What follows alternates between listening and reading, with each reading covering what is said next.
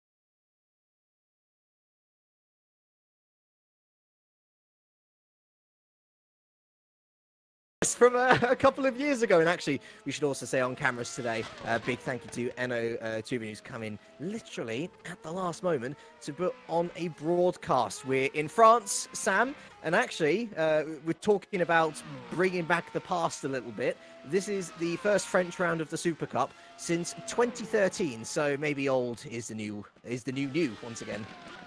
Yes, hello guys, good evening everyone at home, and yeah, you're absolutely right. It feels strange to actually being here watching these cars go around, being sat next to you as well, and then also looking at this track. It's certainly different than it used to be in the past. It's had a bit of a facelift, but it still looks like an absolutely incredible track. Lots of tight, twisty corners, long straights for overtaking as well. What more could you ask for out of a track? And I think today we're certainly going to be in for a treat. We're going to be diving into the unknown a little bit, I believe, just because it's all so new and fresh to everyone. But these guys have had a good 2 weeks to practice away on this track, and I'm sure if they've done their homework, they're going to do a great job. Absolutely. There is always one or two tracks on any career ladder calendar which is new, and it tends to mix up the field just a little bit. But for a couple of the guys, I mean, we've already had Formula Challenge this week, of course, and those poor souls had rain to deal with in qualifying and race one. So at least the Super Cup guys here is looking dry at the moment. They're not going to have to worry about that so much. And it's an interesting practice session already, Sam, looking at it, because the man who is on the top of the timesheets is an Italian who's having a bit of a special meteoric rise through the leagues. Manuel Martini, he came into Super Cup, Sam. How long ago was it now? It wasn't long. In fact, I casted his first round in the Super Cup Championship at Monaco, where he took a podium on debut, P3.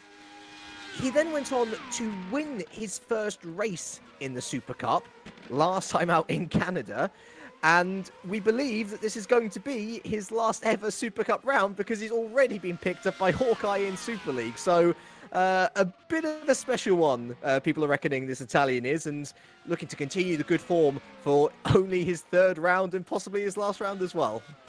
Yeah, it's truly incredible, and what an incredible name as well. I really like his name. So it's going to be a shame that he's not going to be here for me to say it anymore. But yeah, he's looking like he's really on fire at the moment and brimming with confidence, to say the least. And guys spend years and years going through the career ladder, doing it all from former Challenge, Super Cup, Super League, but to go jumping straight into Super Cup, winning your, well, what was it, third race? Yeah, it was third race, and then jumping up into Super League after that, that's a tough task. And while it sounds like he's got the skills to be able to do it, I don't know where he's come from, but certainly he's been a bit of a hidden gem that a couple of teams have picked up. And good luck to him. If he is going to move on to Super League, he's definitely got nothing to lose today. And I really think that's going to show. I think he's just going to go out there, have a bit of fun, and see if he can pick up another victory before he rides off into the sunset of Super League. Yeah, absolutely. He's been a bit of a steal for the teams who managed to pick him up. Why the F1 had him in Monaco, and Racing Team Schroten, who are kind of struggling at the bottom of the teams championship. Not as much as other teams, don't get me wrong, but I think he's going to be a big miss for a team that's been generally near the back of the order so far. And actually, it's funny, Sam, that an Italian comes here and starts to dominate again, because I reference back to that last French round in the Super Cup. It was back at the Circuit de Niva Manicourt, and that was right slap bang in the middle of a period where a certain Giuseppe Ranieri, who just stormed to the Super Cup title that year. I mean, I'm just going to count it out now. So he took pole position, the fastest lap, and the win in 5 consecutive rounds from Italy through Belgium, France, Germany, and then the United States. A serial race winner. I think he got the Grand Slam in the last of those 3 as well. Maybe there's just something about Italy and French tracks and GPVWC Simracing. I don't know. Either way, we're at the end of practice, and now it's time for the drivers to put their money where their mouth is, because ultimately you can set all the fast times you like in practice. It's when you're under pressure in qualifying when the results are really truly won. Yeah, it certainly is going to be quite an exciting one for qualifying. And of course, we've got almost a 2-horse race at the top of the championship as well, haven't we, so far this year? So not only are we going to be looking at how Martini's going to light up the times, but also our 2 potential contenders for the championship as well. It's going to be a critical session for them if they want to try and get up the order. It's going to be a bit of an unknown as to how easy it's going to be to overtake, or how hard, on the other hand, it's going to be to overtake on this track. So I think this time around, I think a lot of these drivers really do want to get a good starting slot, because the less unknowns you've got going into the race, the better. Oh, for sure. Maybe we should just quickly cover the championship as well, as our race director just going through the final rules and regs for our drivers. So, as you say, Sam, it's very much a 2-horse race, it seems. Stefan Rouault, the Dutchman, and Masai Mlinic, the Pole, both driving for Scuderia Basilia, who, of course, were the outfit who picked up Ranieri for that 2013 season. They are...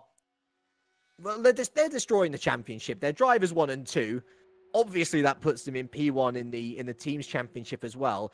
Over 100 points clear, and that's only after the first 6 rounds. An amazing display, and really, it looks like a foregone conclusion, even at this early stage, that they might very well be looking to move up into Super League next season. We shall We shall wait and see on that one, but don't fear too much. The reason why they're up there is not necessarily because they're winning every race or something. It's close to that, mind.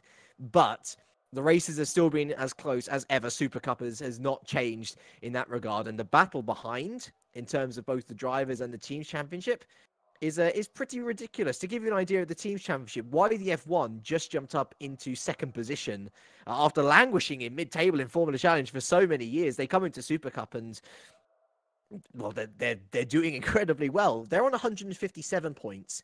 If you were to drop back even, let's say, 25 points, that takes you all the way down to P6, where Drag Racing currently sits. It's still close, Sam, and ultimately, in that top of the table clash under first place, it's all about the fine margins, which is going to get you the points, which is going to get you the good positions, and ultimately the way to get good positions in race one is to do well in qualifying. Oh, absolutely, yeah. It really is. You don't want to be stood at the back of the grid, especially with a grid like this, where we're looking at a good 26, 27 drivers that are going to be competing. You really don't want to be mired back there. You have got the pit stop, of course, to try and spice things up a little bit, maybe speak a bit off strategy and jump a few guys around you, but ultimately it's a big struggle, and then that can have a knock-on effect into race 2 as well, because if you struggle in race 1 and you haven't got a position that you're going to be high up on the grid in race 2, then the whole kind of round just compounds, and all of a sudden you can look at yourself thinking, yeah, I'm looking pretty good in the championship right now, to then going, it's been a terrible round and now I've got a huge haul of points to make up, and it always seems a lot easier to lose them than it is to gain the points back again. So pretty much the summary of all that, don't mess it up in qualifying. Exactly. There's a few penalties as well. I don't think we're going to bother too much with that, because we're going to go through the race 1 grid anyway once we get to race 1. But Enno, I think it might be worth going on board with Bence Zupanek here, who's of course driving for the Green Stripes Racing team and knows what relegation from the Super League feels like. And they picked up a very smart driver here in Bence. The Hungarian's been around the scene for a couple of years now, just slowing down to give himself a bit of time.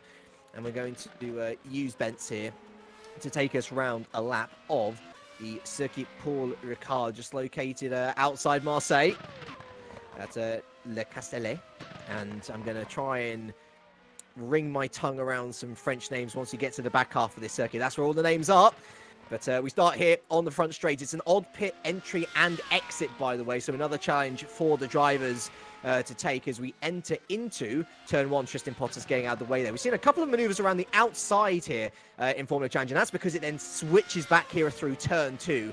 It's then a bit of a kinked straightaway before we get into a very technical section here. Turn 3 is a right-hander before you've got a slightly elongated left of 4, and then it's straight into this hairpin at 5, and before you know it, you're into 6, and you're looking to get on the power as quickly as possible as we run through the left of turn 7, and we're onto the Mistral straight now. We're going to run the configuration that we've seen all too often these past few years in real racing, where we have the Mistral chicane. This is going to be a turn 8, followed up by turn 9. Another big overtaking opportunity here, especially with the DRS down the back straight. And so back onto the Mistral straight now, before we go into one of the fastest corners on the circuit at Designé. Through we go now, a nice right-hander. It's on the power once again before we're into the braking zone, into the double apexed right-hander of Bousset.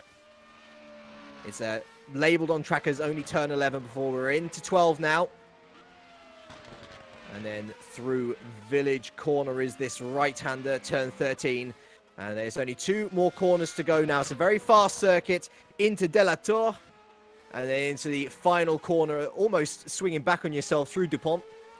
And Ben Zupanek isn't going to set the first time. That honour will go to Mike Bell in the Cosmo. But Ben Zupanek posts a 1:36.7. And already, looking at the times from free practice, which were 1:35, 1:34 from Martini. Looking pretty good already for the Hungarian. Yeah, not bad at all by Superneck. Looks like he was struggling with a bit of understeer, especially through some of the more slower, tighter corners on the track, and I think that hurt him a little bit getting onto the Mistral Straight as well. So I think there's still time for Superneck to improve. Well, there is time for him to improve, and there's time within himself to improve as well.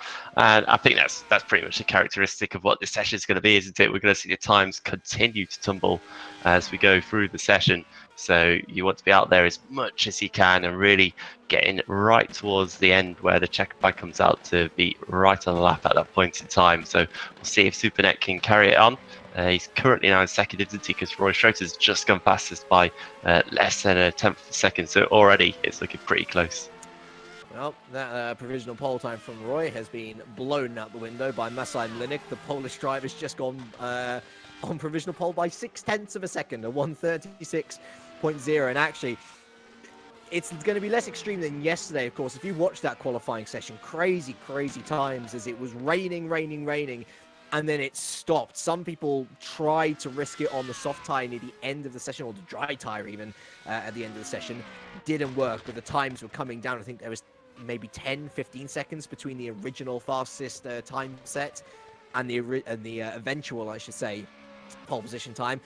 Maybe we'll see improvements of 0.5 maximum here in dry conditions.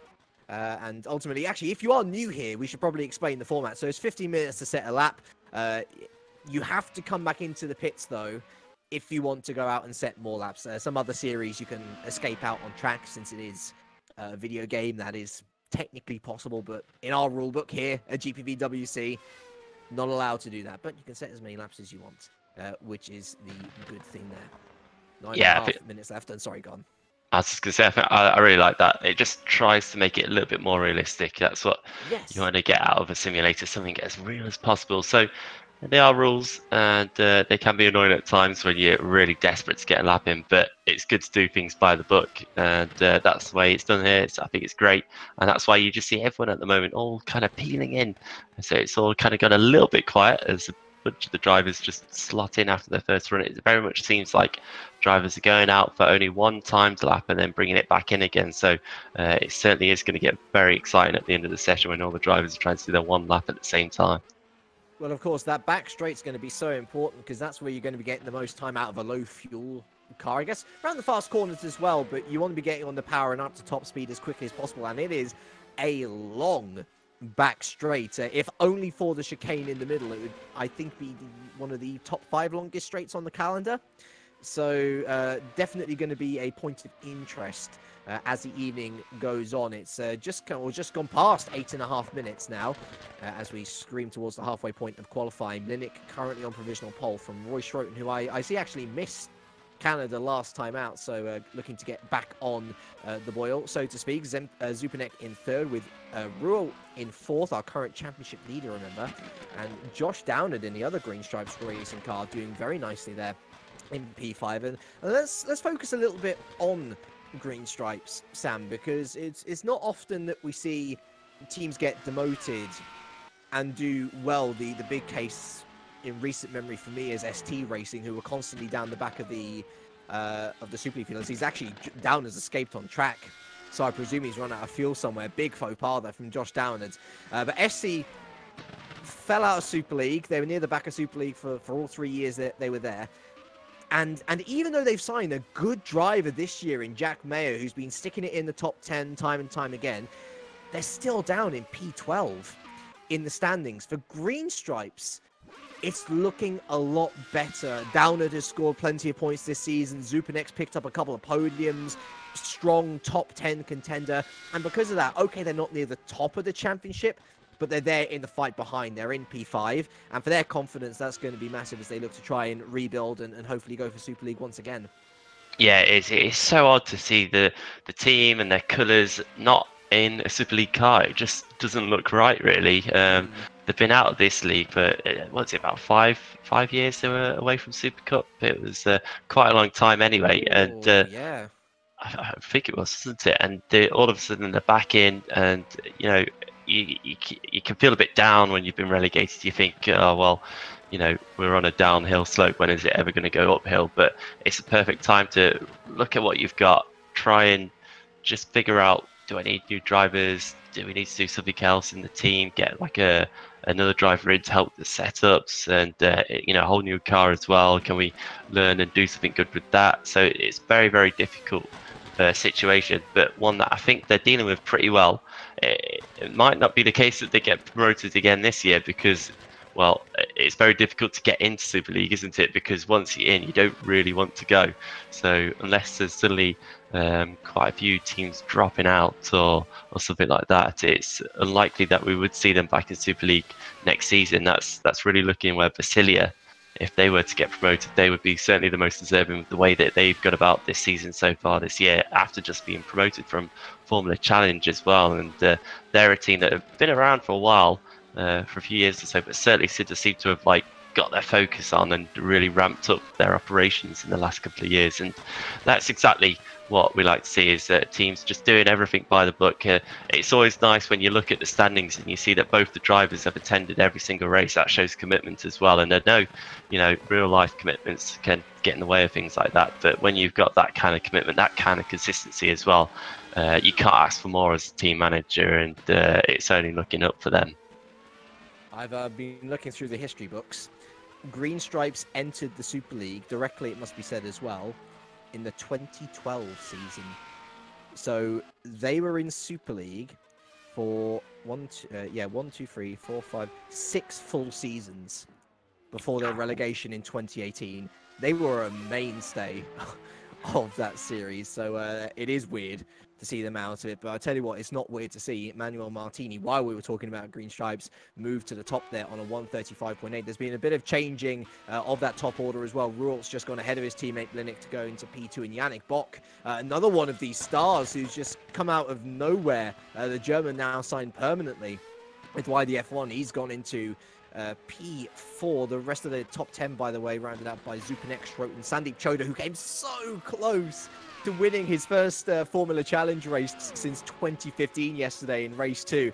He's up there in P7, which is an extremely impressive time from the Indian. Lewis Travis in P8, Naranjan Kumar P9, and Johan Lindberg rounding out the top 10. And Masai Mlinik, well, he's not having any of this stuff about his teammate being ahead of him. He's just gone back up into P2. But still, no one able to top Martini's provisional pole time of a 35.8.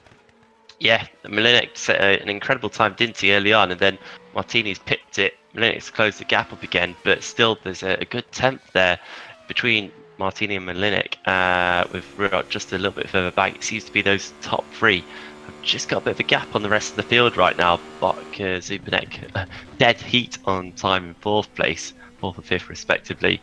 Can't put anything between the two of them, and then there's a further gap as well. Slightly more spread out than I thought it was going to be in terms of the top 6, but it's still early days. It's still got one run left of all of these drivers in this session by the looks of things, and certainly I think there is still a bit more time in this track as well, so I wouldn't say Martini's definitely got the pole just yet.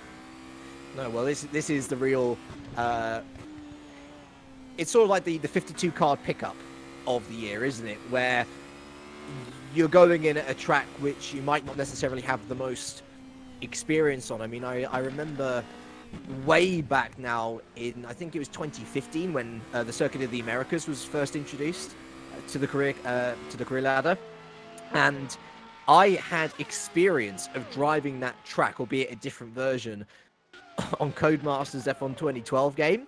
And so when it came to going into that round in the Formula Challenge season, it was one of my best qualifyings and one of my best first halves of the race. I messed it up, by the way, spoilers. I'd ever driven, because I had almost 6 months of learning the track prior to everyone else. And so for the guys who are more experienced, of course, it's a big advantage. Yeah, absolutely right. I remember that one well, actually, James. I was on holiday for that one, so good that I missed it, because I was looking forward to trying out the track for the first time. I was back in the days when me and you actually used to do a bit of racing, but yeah, that was I did watch that race back again, and it is one of those situations, isn't it? It's like when you go-karting and you've done it all before, you've been to the track before, you always beat all your mates, and you think, oh, yeah, I'm really good at this. And then by the end, they might catch up with you when they learn what the track is and what they're doing. But at least for a time, you've got that bit of advantage, and it gives you that huge boost of confidence confidence as well. Speaking of confidence, have you seen that new fastest lap from Martini? Well, that's the setting the market down. I said there's a bit more time out of this track, but Martini's the one that's going to pound it. 35.552 puts him 3.5 tenths clear of Mlinick in second. And actually, Martini comes into the pit, so he is not going to improve. The benchmark has been well and truly set.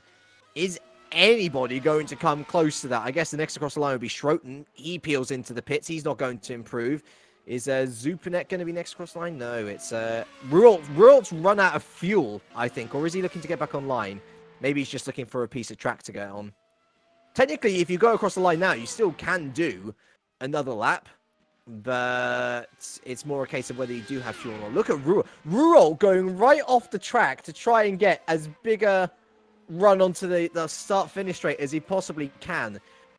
So it might be worth, actually, Eno, if we stick with Rualt for this lap. We'll update you with times as they come in. Kumar and Paisler are done, by the way. They're in 9th and 10th provisionally. Schroten, of course, he's going to be starting a best of piece 6. Mlinick coming across the line as well behind. So Rualt and Mlinick really leaving it to the last moment to set their laps. And I'm thinking, is Zupanek going to be the next one across the line out of this top 5? He is. Right, so where are we on track? We are just coming up to, yes, turn 14, sorry. So through DuPont now. Let's see whether Zupanek can gain a couple of positions. No, he's in. He's done 7.5 tenths off all. What about Bock? Bock's in as well. Of course, Bock and Zupanek setting pretty much the exact same time, barring milliseconds. And so they've both given up. So has most of the other guys, to be fair, as well. So really now it's all down to Stefan Rualt, who's had a decent lap so far, and his teammate Mlinick to try and usurp this rampant Italian. Yep, it looks like everyone's struggled a little bit. Box only done one fast lap all session, so interested to see that was the most he could get out of the car by the looks of things. But Rualt and Mlinick, I've watched them both on and off on this lap, and Rualt definitely looks like he's done it right now, really hammering the car around the corners, got it sticking well to the inside the apex, but can he go faster? Let's see, he crosses the line in 3, 2, 1, and it's not good enough. It's not even an improvement on his teammate Mlinick. 100 separating those two. What about the Polish driver who's taken the most poles so far this season? 3 of them in Australia, Spain, and Monaco. Can he make it 4 in France? He's improved, but not enough. Manuel Martini picks up 2 pole positions out of 2. He picked up his first in Canada. And, well, he's rounded off his Super Cup qualifying record with another pole position here in France with a 135.552, 2 tenths clear of Mlinick. That is incredible pace. Yeah, truly incredible to set it that early on in the session as well, with about 5 minutes to go, and then have the guts to throw it to the pits and say you're done for the day. And clearly he felt like he got the most he could out of the car there, and it has shown because he has set an incredible lap time there, and well deserved that pole position as well. Continuing his run of confidence, his run of good form that he's on at the moment. Can he convert it into another win? That would be truly magical, wouldn't it? Especially if it's his final race in Supercup. Oh, for sure. So in qualifying, he likes to call himself Bat Manuel. Well, he's Gotham. And, yeah, there's the... I played the Martini joke as well back in Monaco. It's terrible, isn't it? The rest of the top 10 rounded out by Rualt, Bock, Zupanek, Schroten. Late improvements from Lewis Travis returning after, I think, a couple of years out of the league. A great result there for him in P7. Lindbergh improved up to P8. And the top 10 rounded out by our 2 local Indians in Choda and Kumar. Paisler, Batala, Downard, Mayer, and Sousa Ferreira rounding out our point scoring positions down to P15. Of course, here at the league, we reward the top 15 drivers with point scores as opposed to the top 10, which you might be familiar with in Formula One. I also noticed that we're also missing a driver because we should be a 28 strong field. Yeah. We only have 27. We haven't had another driver in all day, have we? I've seen 27 as max since practice, really. So, answers on the postcard about who it is? Because I can't work it out from looking through the field right now. Are there two Deltecs? There are two Deltecs. Tell you what, I'll have a little look through. Although I might have found the culprit actually. TG? It's TG Racing, Yeah. who have only brought Mike Quint for today, and so that's always a worry as well. The league was less forgiving in years gone by if you miss a driver because it happens, life happens and such. But actually, as e-racing and in particular esports sim racing gets bigger and more professional, those things start to count up, and they might count against you later on when it comes to figuring out what the grids will be for a following season. Yeah, and certainly TG as well. They've had a bit of a switch to their drivers. In Canada, they had two completely different drivers as well, didn't they? I seem to remember they had Dennis Hyde and Sven de Vries, although de Vries only took part in the second race. So certainly a bit of goings on, it seems. Maybe it's getting towards the summer now. Time is off for some drivers, disappearing, doing other things, but certainly they need to sort that one out, especially when you've got so many guys in Formula Challenge, so many teams in Formula Challenge just itching to get going. They really just want to move up as fast as they can, can't they? And then they'll be going, well, I had drivers that were here for the whole season, why am I not in Supercup now? That kind of situation. So interesting one, that. Hopefully maybe we'll see a driver come in for race 2 like we did last time out in Canada, and well, hopefully they get all sorted out by the next round. Well, Patrick Gerber's still assigned there as primary driver. I actually met Patrick in real life as well when I was over in Germany a couple of weeks ago. Nice bloke. I didn't realize this actually. He is the son of Jacob Gerber, who was Robert Kubica's co-driver in rallying. All right. Fun fact for you there, but he's not here. And so we're not going to talk about him anymore. It's actually a relatively short warm-up session now before the drivers get going. And, well, if you're in the position of Mlinek and Ruo, Sam, who are there at the top of the championship, they're ahead of everyone else, would you care about Martini potentially winning this race? Like, really? Because he's not going to be figuring for the rest of the season.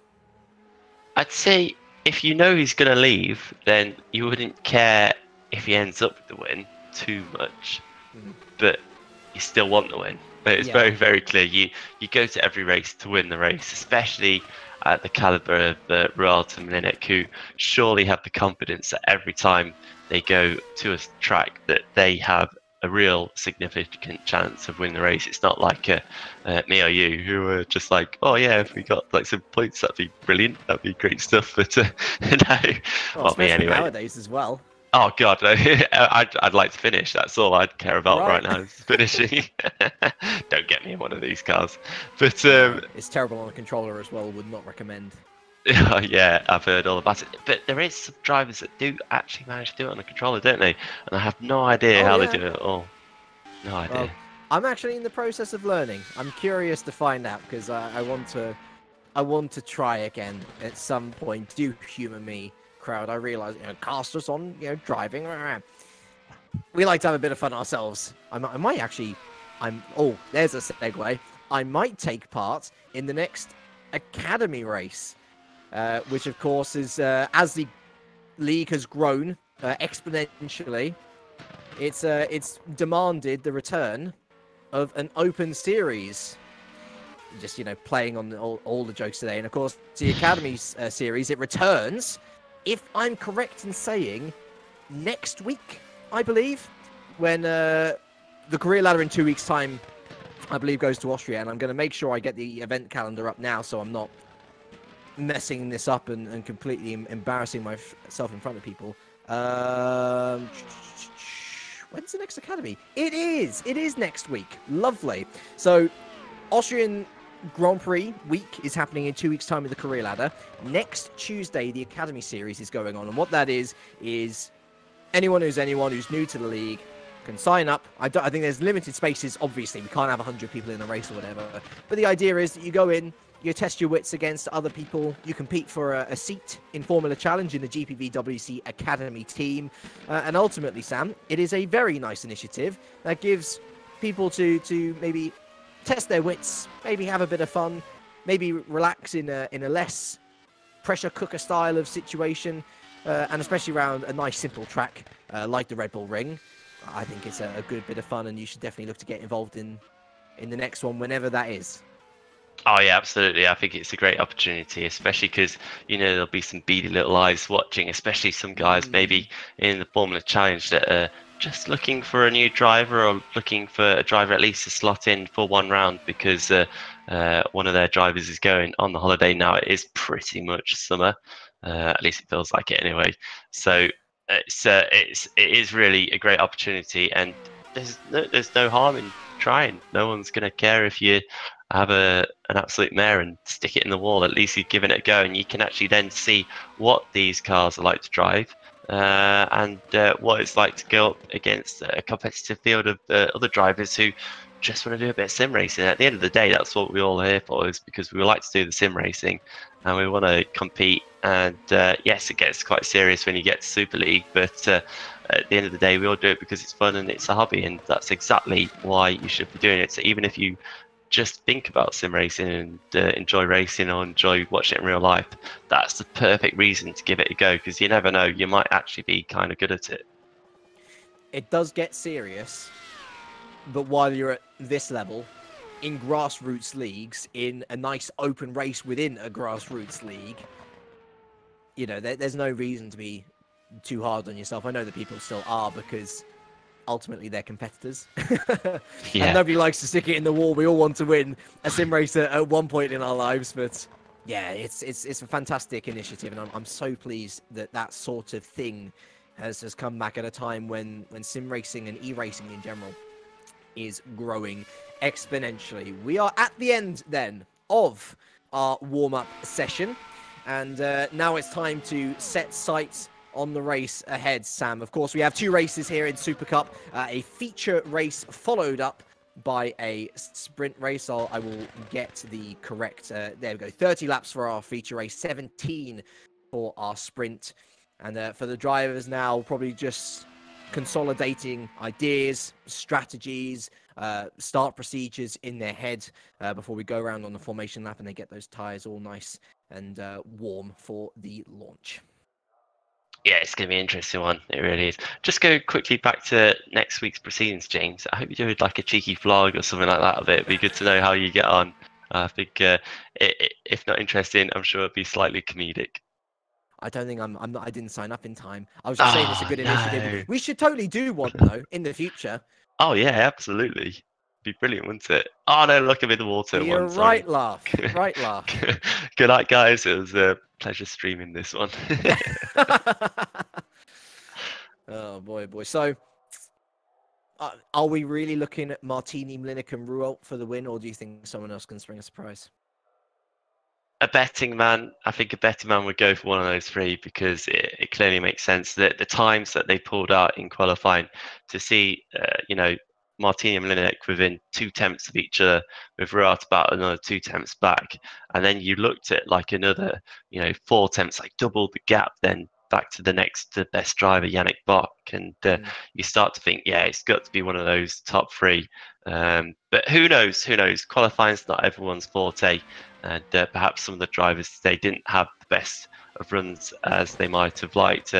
Certainly, you look at guys like Roy Schroten and Bent Superneck, who are up there, who have done well in the championship so far and picked up points fairly consistently, but still looking for that first race win. It's a good opportunity, especially on a new track. But if I was a betting man, I'd probably have to go for one of the top three. And I do actually think that Martini's going to get it today, just because I think he's got nothing to lose. The other two behind him are going to be half thinking about the championship, half thinking about the race, whilst Martini, he's just going to be solid thinking about the race. And I think that's why he can take a few more risks and give it just that extra couple of percent going into some of these corners, which are quite scary sometimes, the speed of them.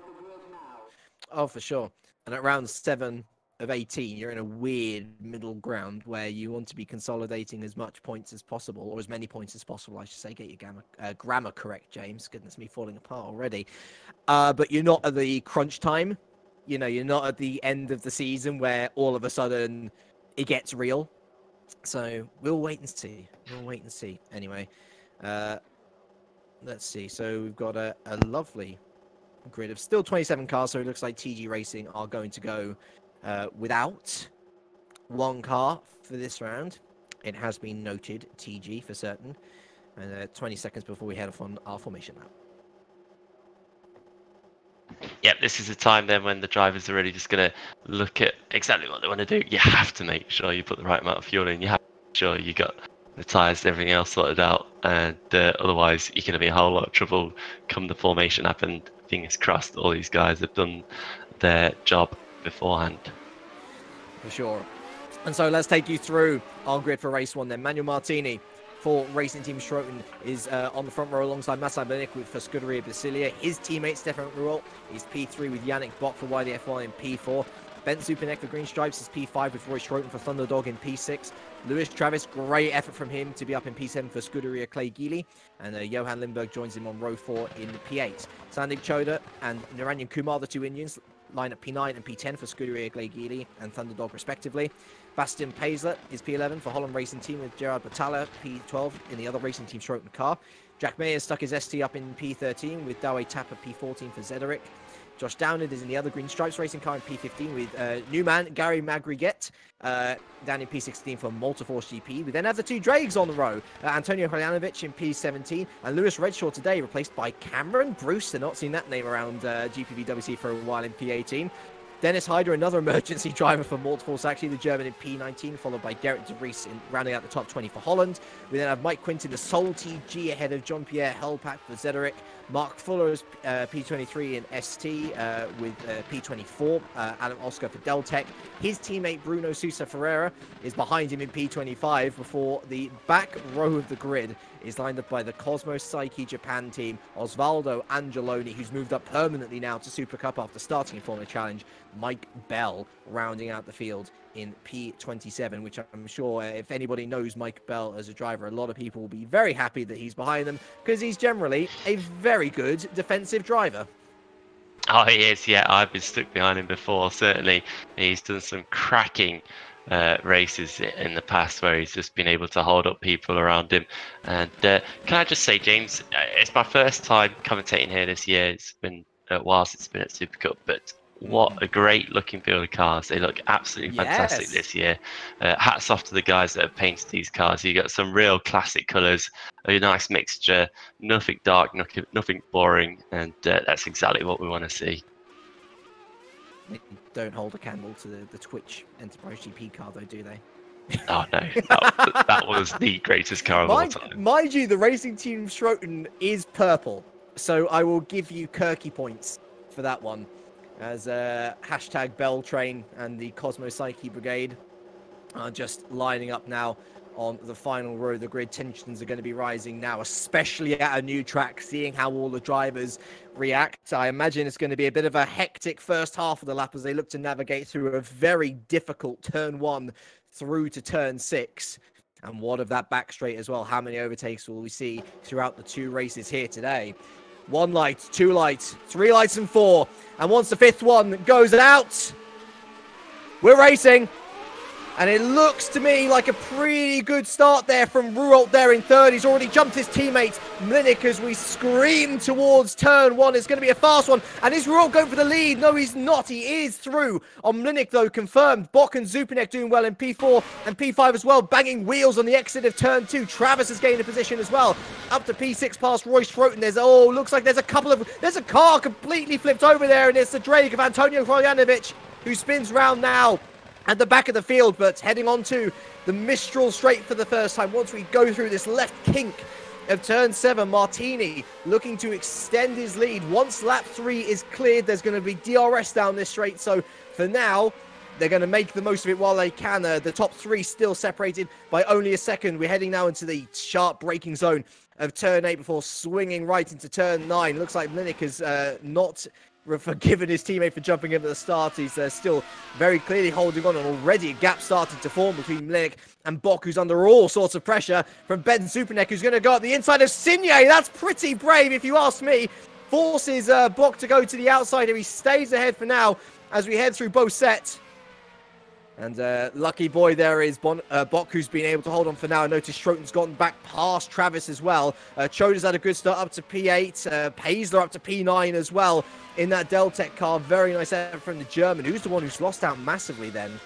It's Kumar, isn't it? Who's all the way down to P18. He must have been involved in that first lap incident as well. But at the end of lap 1, it's Italian on top once again. Martini from Ruolt, Minik, Bok, Zupanek, Schroten, Travis, Choda, Paisler, and Limburg rounding out your top 10. Yeah, great start from Martini. Just put the car exactly where it needed to be. And really, what's helping him out right now is it looks like the two Basilias behind him are battling away. Minik looks slightly faster, at least as the tyres are cold at the moment. However, Ruolt to be able to pick up the speed once he's got his tyres up to temperature, really don't know, but a fantastic start for Martini. A little bit of crashing further back. I saw the likes of Hill Janovic and I think Jean-Pierre Helpap going upside down as well, but well, everyone's still in the race, at least just a few guys limping back to the pit lane. One of them Kumar, so he certainly has taken quite a bit of damage on. He's going to have a long race ahead of him now, but Ruolt in second, still holding up his teammate. They're pretty much nose to tail, aren't they, the two Basilias? And Milet's just going to have to try and find a way past as quick as he can, because, oh, actually, are they swapping here? I think they've swapped, haven't they? That is a bold decision, almost as bold as Zupanek tried to go around the outside of Stignier as well. He stays behind for now. Goodness me, Zupanek all over the rear of Yannick Box's gearbox there. That is a curious decision, Sam. There is only 8 points between Mlinik and Ruolt in the championship. And seemingly, Ruolt playing the team game to allow Mlinik to try and catch Martini back in again. If we had any doubts over whether they'd be happy letting Martini go off with the win, I think they've been eliminated rather swiftly there. Yeah, that's an interesting one, isn't it? They're clearly in communication with each other, because otherwise, surely that wouldn't have been so orchestrated. And I find that odd as well, being able to talk to the guy who you're battling with against for the championship. But certainly look at the gap that Mlinik's already gapped between himself and Ruolt. It's a second already, but he's lost so much time to Martini. 2 seconds back from Martini. He's just looking rampant over the first couple of laps, but now we're really going to be able to see, is Mlinik faster or is Martini just going to be too good for him? Yeah, it's lap 3 of 30 here, and the DRS is engaged. Of course, Mlinik 2 seconds behind Martini. He's not going to be able to utilize it on this lap. You've got to be able to get within a second, and already over that course of the first sector, he's gained 3/10 on Martini. So Mlinik looking mighty in the opening stages here. Let's look a little further back down the grid. The rest of the top 10 is as you were, but there goes Gerard Batala, who went into the battle with new man Gary Magri-Get. I realise it's just Gary Magri on the server, but his full name is Gary Magri-Get, although he's going to lose the position now as well to Josh Downard, who's going to try and go around the outside of Signier. I did not expect this to be an overtaking opportunity, and indeed, for now, it isn't. The green stripes finding that corner very interesting. I'm going to call Gary GMG from now. Let's keep it short, as Choda and Paisler are going side by side as well. Paisler going very wide, though. You need you back on the black stuff, and all chopping right across Limburg as well, just staying in P9. But I tell you what, Paisler's having a bit of a nice one here. He's looking much faster than Choda. And P7 for a Deltec team who are rock bottom of the championship by quite a long way in the team standings. Would be very nice for him. He just needs to keep it A, on track, and B, out of other cars. Yeah, they've got a huge amount of points to make up, haven't they? So anything right now from Paisler would be great for him and the team. But like you said, he's got to be careful. He's looking like he's just about onto the back of Choda, but not quite enough in the DRS zone to be able to pull past him. To quickly go through the rest of your point scorers, Batala, thankfully, despite that contact with Magri-Get, although to be fair, I didn't see what happened there. That will be one for the series to decide, I guess. Batala still in 13th, followed by Tapper. Tapper's made a good start actually up into the point scoring positions, as has Brewster. He made it up to P11, but he's been slowly falling down as well, down to P15. And, well, he's now got Mike Quint near him as well. And Quint's a very fast driver himself, the Dutchman, looking to make his way into the point-scoring positions in the only TG on the field. And thankfully, Sam, actually, despite a car being flipped over in that Turn 2 massacre, no one retired yet. I'm touching my wooden table, by the way. So, yeah, no one retiring. Good to see. Yeah, excellent. Two guys quite far back at the moment, Kumar and Janovic, have got a lot to do, but at least they're still in the race, still on the lead lap as well.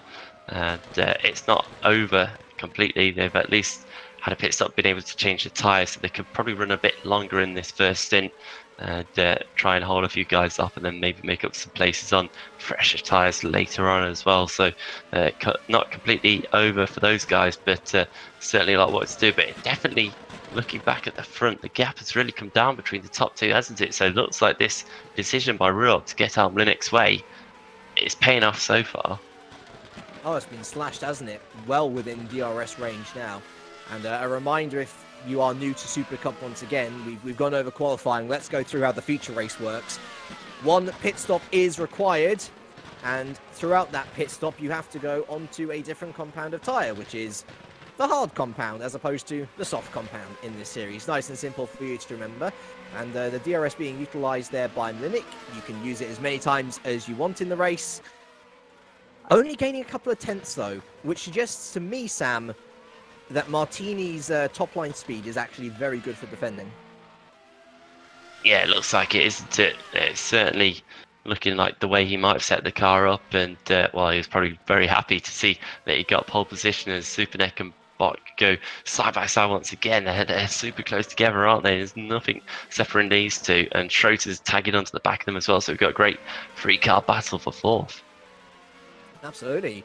Schroeter left Travis a little bit, but Superneck... Oh, actually, so Superneck's past Bok now, isn't he? That was a move that we didn't see, and I'm guessing it was on the back straight as well. So the DRS being used there successfully. And I don't know, Bok's struggling a little bit in these early stages, isn't he? He's allowed Superneck pass, although to be fair, he's not being dropped massively. But all eyes have got to be on defence now as Schroeter starts to make his way, and I'm sure he'll want another top 5 as well this season. Yeah, Schroeter's certainly been doing well so far this year, been such a consistent point scorer, and I think just ever the careful driver, certainly looking like he's got a bit of speed in him right now as well. If he can get past Bok, it'd be interesting. Can he also keep up with Superneck? That's going to be the real question. But of course, he's got to first get past Bok, and Bok's done good so far today. Great lap of qualifying and driven very nicely so far in these very early stages. Is Mlinik going to go for Martini here? He pulls out to the inside, and no, he pulls back in again. I am thinking that Martini has got that car geared up very nicely, because Mlinik was again able to eat in about 2 tenths. But he's going to have to be within 2 tenths, it seems, by the time we get through turn 7. Otherwise, he's not going to have a hope. Yannick Bok, they're able to use DRS from Superneck ahead to defend off Schroeter, although Superneck now really starting to pull away from the German. Travis still there in 7th, Choda 8th with Paisler 9th, and Lindbergh still rounding out the top 10. Pretty close between the guys down from 10th to 15th, actually. Only 5 seconds covering all of those guys. But it's going to be a difficult task, I think, for Martini now, because Mlinik is clearly the faster driver around the technical parts of the circuit. It's just the question now, perhaps, of Martini making a mistake and whether Mlinik will be able to capitalize on it. Yeah, it's whether Martini's really going to be affected, which, to be honest with you, it doesn't look like that's really happening too much at the moment. I don't want to jinx him or anything, but in the last 4 laps that he's done a 137.1, 137.1, 137.1, and a 137.2. So very consistent driving from him there. Considering the amount of pressure that he's now coming under as well, that's not bad at all by Martini. But it's one thing to do it for a few laps. To be able to keep it up for a full race distance, it's going to be a whole nother story. Well, let's see. Mlinik is 4 tenths behind Martini as we head onto the Mistral Straight. DRS is open. I tell you what, Manuel has set up this car. He clipped the curb a little bit too much there on the inside of 8. But what is Mlinik to do? It seems like it's this classic case, isn't it, in setting up for a new track. And I'll go back to Kota as an example. At Kota, you've got a massively long straight, but you've also got technical sections which require good wing setup. And I'm just wondering whether Scuderia Basilia have favoured the good wing setup in going around corners as opposed to taking advantage of that back straight, because even with DRS fully open, he didn't seem to make much of an impression at all on Manuel. Yeah, and I went on board with Mlinek as well, and you could actually hear he start to hit the limiter right at the end there before we got to the chicane. So his car is geared up to the very extreme of being sat in someone's slipstream with the DRS wide open. So unless Martini does actually make a mistake coming onto the straight there, he's pretty much got Mlinek covered, because Mlinek's just going to top out before he even gets to the braking zone, which is never a good sign actually. What's interesting though is the corner beforehand, because it's such a difficult corner as well, that I think it kind of favours the car in front, because it's just a bit off camber, and when you're sat in the dirty air, it only gets worse and worse also. So I think right now Martini's in a good spot, but with that kind of wing setup, he might start wearing his tyres out a little bit quicker. Yeah, here it is again, 4/10 the gap. And no impression made, so I think we're going to turn away from this battle for now. You watch as Martini makes a mistake as soon as we look away. But that seems like it's going to be the status quo, at least for the first half of this race, barring any mistakes. Zupanek has been able to drop Yannick Bock now by a good 2.5 seconds. And rightly so as well. So has got Schroeder's. What's happening? Tapper. Oh, is Tapper out already? He's had a huge crash. Let's have a little look. It was on the back straight as well. What happened here? He was in battle with Batala. And oh, wow! Get that on camera, Eno. Goodness me, he just careered into the back of Batala there. Goodness me, was that Batala coming over? I think Tapper just left his braking a little bit too late. And he flies over the Mistral chicane. I can't believe he's still going after all that. By the way, Jean-Pierre Helpat becomes our first retirement of the day in an earlier incident. But goodness me, that's 2 cars which we've seen now doing full 180s, cartwheeling in the air, and they're both still going. Yeah, absolutely incredible. And Batala's not looking too shabby either, isn't he? So he's had an incident-filled race so far, hasn't he? Goodness me, contact with Magri gets, and now this. Incredible stuff. I only caught the end of it actually, but well, Batala's probably going to be wondering what actually just happened there. I think he's probably still in shock. We saw a big incident in Formula Challenge yesterday as well, where someone just completely locked up the brakes on the wet stuff and flew across the front of another car through that chicane. If you get the braking wrong, then it generally spells disaster. As Roy Schroten, through that very chicane, has just made his way past Yannick Bock with the help of DRS. He used the outside. Is Bock going to be able to battle back on the inside of Signe, though? No, he is not. And the Dutchman is confirmed passing up into P5. Yeah, great move by Schroten there. He'll be very chuffed with himself on that one. Just took his time and took the opportunity when it arose to him. He's now about 1.5 seconds behind Supernek ahead in 4th place. So we'll have to see, can Schroten now start to catch up, because he was running, low to mid 38s behind Bock. So he's going to have to find about a second or so to try and catch back up with Supernek again. Mlinek's in. That's early. He switches tyres. Yeah. Well, this is his one stop. I presume he can go to the end of the race on the softs. That is an early stop. Yeah, he's got to do a good... it's good 20 laps, isn't it, that he's got to do on those tyres now. So 21 actually, isn't it? It'd be 21 laps that he's got to do. Yeah, Magri getting as well. We're on lap 10 of 30. So it is 21 laps. Interesting. So early stops for these guys. And I do wonder whether that's worth it for Mlinek. Because, I mean, he's not got anything to lose, doesn't he? Yeah, he was stuck behind Martini. I mean, he was clearly quicker because he caught he closed the gap down so quicker, as Tapper's actually retired now. So I think that's not a surprise. I think the damage that he's sustained from that roll down straight has just been a bit too much for him to handle. He's decided to call it a day. So fingers crossed he comes back for race 2 and has a better race. It's going to be a fascinating story, though, isn't it? Is Mlinek now not needing to worry about getting past Martini going to be faster on those fresh soft tyres than Martini is on the super softs? And I actually do wonder, is this pit stop going to force Martini to respond? because he knows that he's got Linek in his pocket if he's able to stay ahead of him. Yeah, Nick, though, he's got Lindbergh right ahead of him right now. Look how quick he's caught up with Lindbergh now. And this is key. He's got to pass Lindbergh as quickly as he can. He's clearly got way more grip than Lindbergh and trying every which way to drive a slightly different line than the driver ahead of him. But really having to fight the wheel at the same time because he's going slower than he would like through the apex of the corner. It's never something that you want to do, as his Suplex just pops into the pits, hasn't he? Yeah, yeah. And Martini stayed out, interestingly, although here goes Mlinick down the inside of Lindbergh. DRS in effect down that straight as well.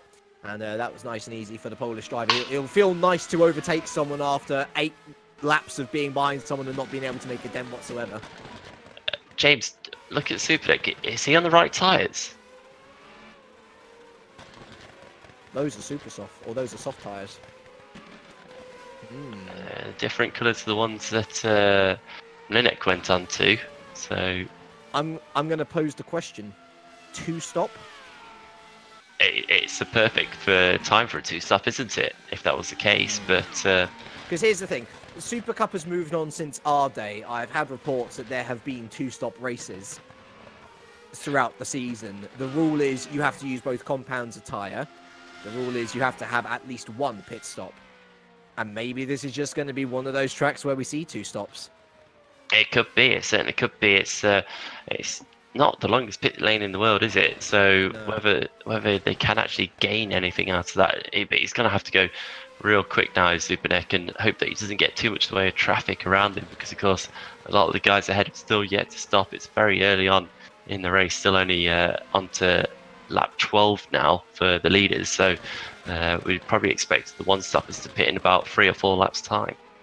Yeah, and if that was an attempt to try and scare Martini into the pits or his teammate, it hasn't worked, because both of them are still staying out. And like you say, Sam, I presume shooting for that one stop, which to me seems like the sensible strategy. If you're only going to be going 4 or 5 more laps, then you pretty much have to be going down to the canvas on those super softs to have to necessitate an extra pit stop. Yeah, you'd have to be in real trouble, wouldn't you? And just looking at Martini's lap times, for example, he's still pumping in low 37s, so he's not struggling on his tyres at all. So there's no real point for him to really pit until he really starts to maybe drop a couple more tenths or so. So good back marking there from Adam Oscar, who moves out of the way already. Oscar and Hojanovic lapped for various incidents, I presume. And well, we have a fascinating strategic battle on our hands, because I can't see Mlinick getting anywhere close to the win with a 2-stop strategy. He's effectively in line now with the 1-stoppers. It's just a case of how far up the order can he go. He's 20 seconds off the lead.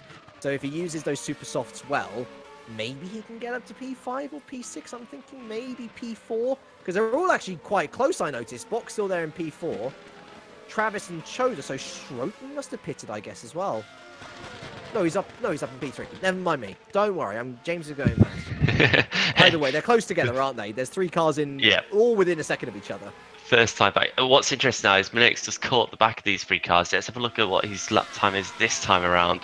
He's in a 37 flat, 37.0. So that's that's way quicker than Martini. Martini's had a bad lap last lap. He's dropped 1.2 seconds compared to Mlinick there. So that's going to be big when it comes to the pit stops. But is Mlinick going to get hold up here with this huge battle ahead? Oh, no, sorry. He might get held up. Lewis Travis has just made his way past Yannick Bok on the cutback through turn 2. Really nice move from the Englishman.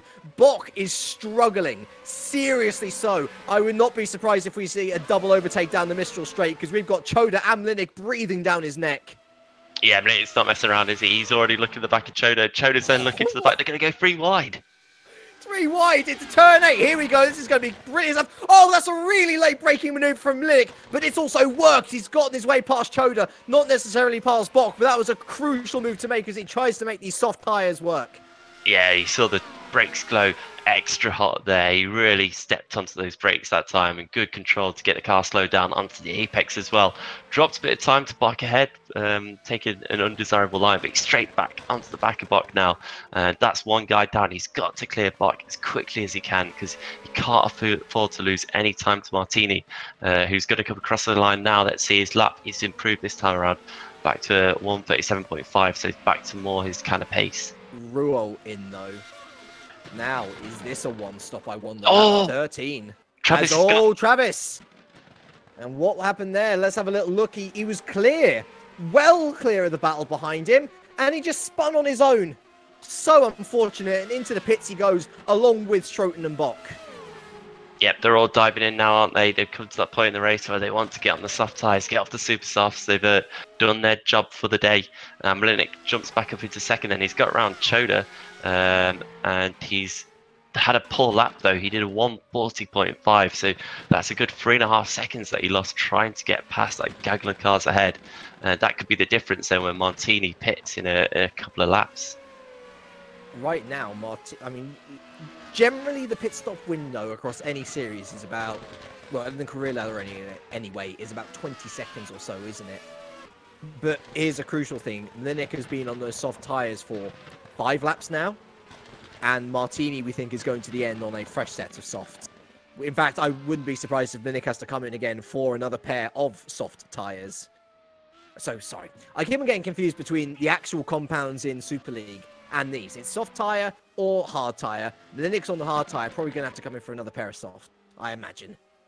Okay, right. I'm glad you cleared that one up, because I was thinking super softs and softs, like in the old F1. But Martini, he's pitting now. Yeah. So here we go. This is going to be a bit of a litmus test as to how much advantage Mlinik has made on these soft tyres. Of course, the question now is, Sam, if he comes out ahead of Martini, does he try and stretch these to the end? Is it even possible to stretch them to the end from lap 9? Well, he has to look at it, doesn't he? Does he go for the win, or does he go for the safety of the championship, just to fend off Rualt behind him? Through, mind you. It's close. Oh, in fact, is he through? I'm not even sure he is. Oh! It's very close. But Mlinik is through into the lead, just as Lindbergh, Choda, and Down had come into the pits as well. Did you see the speed that Mlinik took into turn 1 there? Absolute commitment. Absolute commitment. If Martini had come across the track, there would have been an absolute plane crash. It would have been huge. But both professional drivers, both doing exactly what they need to. And this is going to be interesting now, isn't it? This is the scenario I wanted to see, because Martini on the fresher tyres, and surely Mlinik's going to try and push it to the end, but he's going to come into some serious pressure, as Martini is going to be able to take more out of these tyres than Mlinik ahead. Well, Martini's now looking to get these softs up to temperature first of all, but it seems like a bit of a non-event when you consider what happened when these two cars were flipped. Mlinik does not have DRS when it comes to defending against Martini. With DRS, he couldn't even get into his slipstream and make an attempt to the pass. So what's going to happen now when Martini has warmer tyres, fresher tyres, and DRS as well? It's surely, yeah. When you look at it that way, you'd say it's slam dunk, isn't it? Martini's just going to nip up the inside, take the position, say, thank you very much, I've got the race win. But Mlinik's a good driver. He's a great driver. He's not just going to sit there. Look at that. He's breaking the slipstream down straight. So who knows what he's going to do when it comes to the back straight. Well, curiously enough, he's actually been able to pull out a little bit of time there.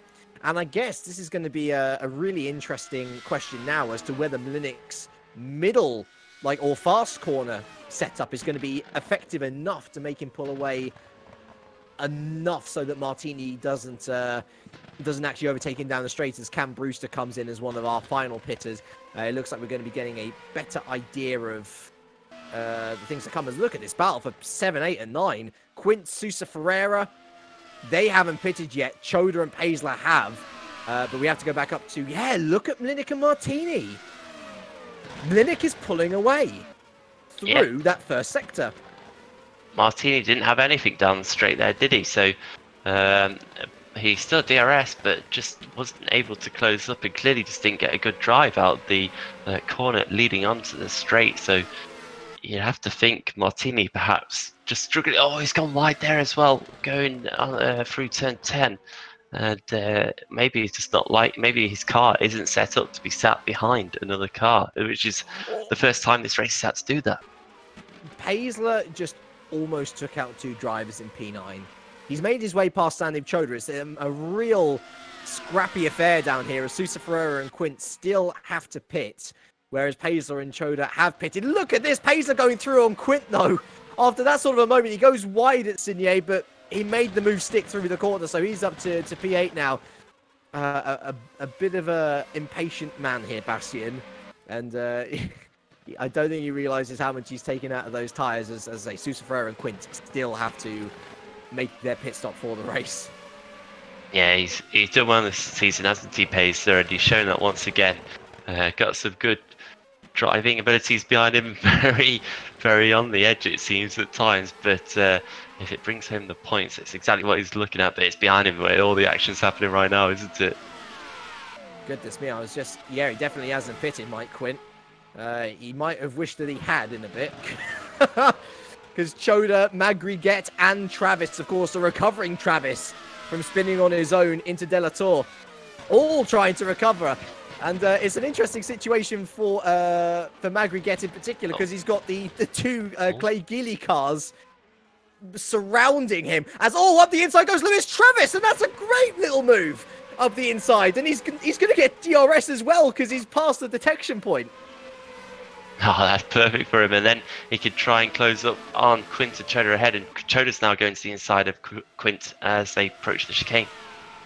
Although, look at Magriget. Wow, that's some straight line speed as well, isn't it? Around the outside goes Travis. They lock wheels. And Lewis Travis getting his elbows out, just able to hold on. Great scrap between these two. As you say, Chodra past Quint, so that move is done. But Lewis Travis and GMG is... I said I was going to call him that, but I still didn't. Wow, look at this on the inside of Signier. And Lewis Travis decides that perhaps patience is the better part of the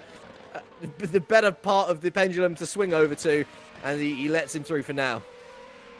Yeah, but it's still super close, isn't it? Quint is just defending for his life. I think innocently he's just as Travis clips Magri there as well. Huge moment that could have been, but all the drivers just about holding on. Why would you defend so hard if you still need to pit? That's my question. I'd just pit right now. I think I'd just be like, I don't want any more of this and get out of the way. That's exactly what Ferreira's done. Yeah. And just while that was going on as well, James, Rupp missed the chicane down the back straight as well, so he skipped over that. Yes, he did. So a bit of a mistake and a bit of time drops there as well. GMG's all over the back of... well, he was all over the back of Quint. He is now past my Quint. Although he breaks a little deep there into turn 3. Oh, and Travis clips Quint. And further crash. Collects Batala, who just seems to be... He's run out of luck for this race. Lost his front wing. And that looks like he's going to call it a day, unfortunately. Indeed, Jared Batala becomes our 3rd retirement. And that's such a shame. Lewis Travis out as well. I respect your pace, Travis. A good qualifying effort. But maybe a bit more to learn about the racecraft side of things again. Yeah, that's a bit of a shame, isn't it? Taking out Batala, who was an innocent party there, and it just got a little bit heated there. I think patience was certainly lost, and that's taken Travis and Batala out of the race. But that has moved up Bell, who of course started at the very back, didn't he? He's now into the points, and he has actually made a pit stop, but he is on the soft tyre at the moment. Unfortunately, we've had a cardinal sin committed as well. Gerard Batala sending a public message into the server in Spanish. That tells me that he's very angry, and he'll probably... Well, again, we'll see what the stewards say. But interestingly, Sam, Zupaneka's coming for his 2nd stop. So that much is confirmed. He had to do another one. But at least he's got fresher tyres until the end now. Yep. He certainly has. He's found a nice window as well, only into P6. Yep, he's got Bach ahead of him and Schulze as well. So if he can catch both of them, then he's just basically got back to where he needed to be. And we've still got a good 11 laps of the race left to go. So it's perfect, really, because that's still a long time to go on these soft tyres. And these hard tyres. It'll be interesting to see how the drivers fare on them. Whereas Zupanek, he's got a good set of boots under him for the rest of the race. Don't worry, we're both making a mistake. It's fine, and as my points has finally come into the pits, might be a good time to bring up as well. Of course, we've got our sprint race coming up after this, of which will feature a reverse grid. So P6 to P10, they're all thrown into a hat. A name is pulled out, and that is your sprint race pole position sitter.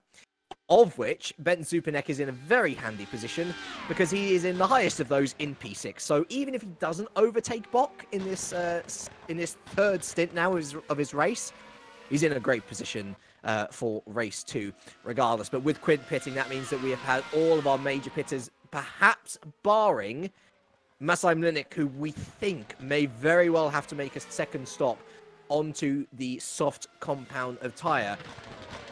At current pace, that'll put him out around Roy Schroten in P4. So it's not a disaster on the two-stop strategy, but it would throw him completely out the window for a race win. But here, on lap 20 of 30, 10 to go, it is Mlinik who leads from Martini and Ruo. Then we have Schroten, Bok, Zupanek, Paisler, Schoda, GMG, and Johan Lindberg. So actually Lindberg doing well to recover back into the top 10. Actually, let's have a little word for the emergency driver at Multiforce, Gary Magri-Get. Doing a fine job. Again, another guy I have never heard of, but Multiforce put faith in him. A Maltese driver driving for the Maltese outfit as well. And doing very nicely indeed. Yeah, it's nice, isn't it? On such a small island that they are producing some incredible drivers, and GMG, as you like to call it. I keep thinking of MGM every time you say that. he's doing a great job, and he's not had it all easy either. He's had drivers around him giving him lots of pressure, and he's had to make a few moves himself. So excellent job so far, and if he could pull a top 10 out of the hat at the end of this race, then fair play to him. Great effort. Really good to see. I was going to say something about someone else, but I've actually forgotten what it was. So I'll leave it for now and get back to you. Well, let's pick up on the guys outside of the top 10. Of course, 11 to 15th also score points. Downward with a good recovery drive up into P11. Cameron Brewster, deputising for Lewis Redshaw, is up into P12. Now, this guy was a consistent point scorer in Formula Challenge 2 or 3, 4 years ago. He stepped into Supercup, and he's there in P12. I think that's a mighty effort. Jack Mayer, of course, still scoring points for ST, though. Are they the sort of pointers? Oh, well, Gary Magri-Get, has he forgotten to save his tyres? He's coming in for another stop. That's interesting. He pitted about the same time as Mlinik, our leader, and went onto the same harder tyre. He switched back to the soft, hasn't he? So that makes you think what is going to happen with Mlinik's tyres, because he's done the same amount of distance on the exact same set at the moment. Looking okay, but who knows when he'll suddenly start to lose pace. That's really, really interesting. But Magri-Get, he's still in the points and could pick up a couple more positions as the race goes on. Yeah, it's rejigged the order a little bit. Josh Downer now into the top 10, and actually right on the back of Johan Lindberg, I noticed. Would be a good time to cut to these guys, Eno, as Lindberg holds on for now. But Brewster now up into P11 as Mlinik pits. Mlinik pits. We thought this might happen.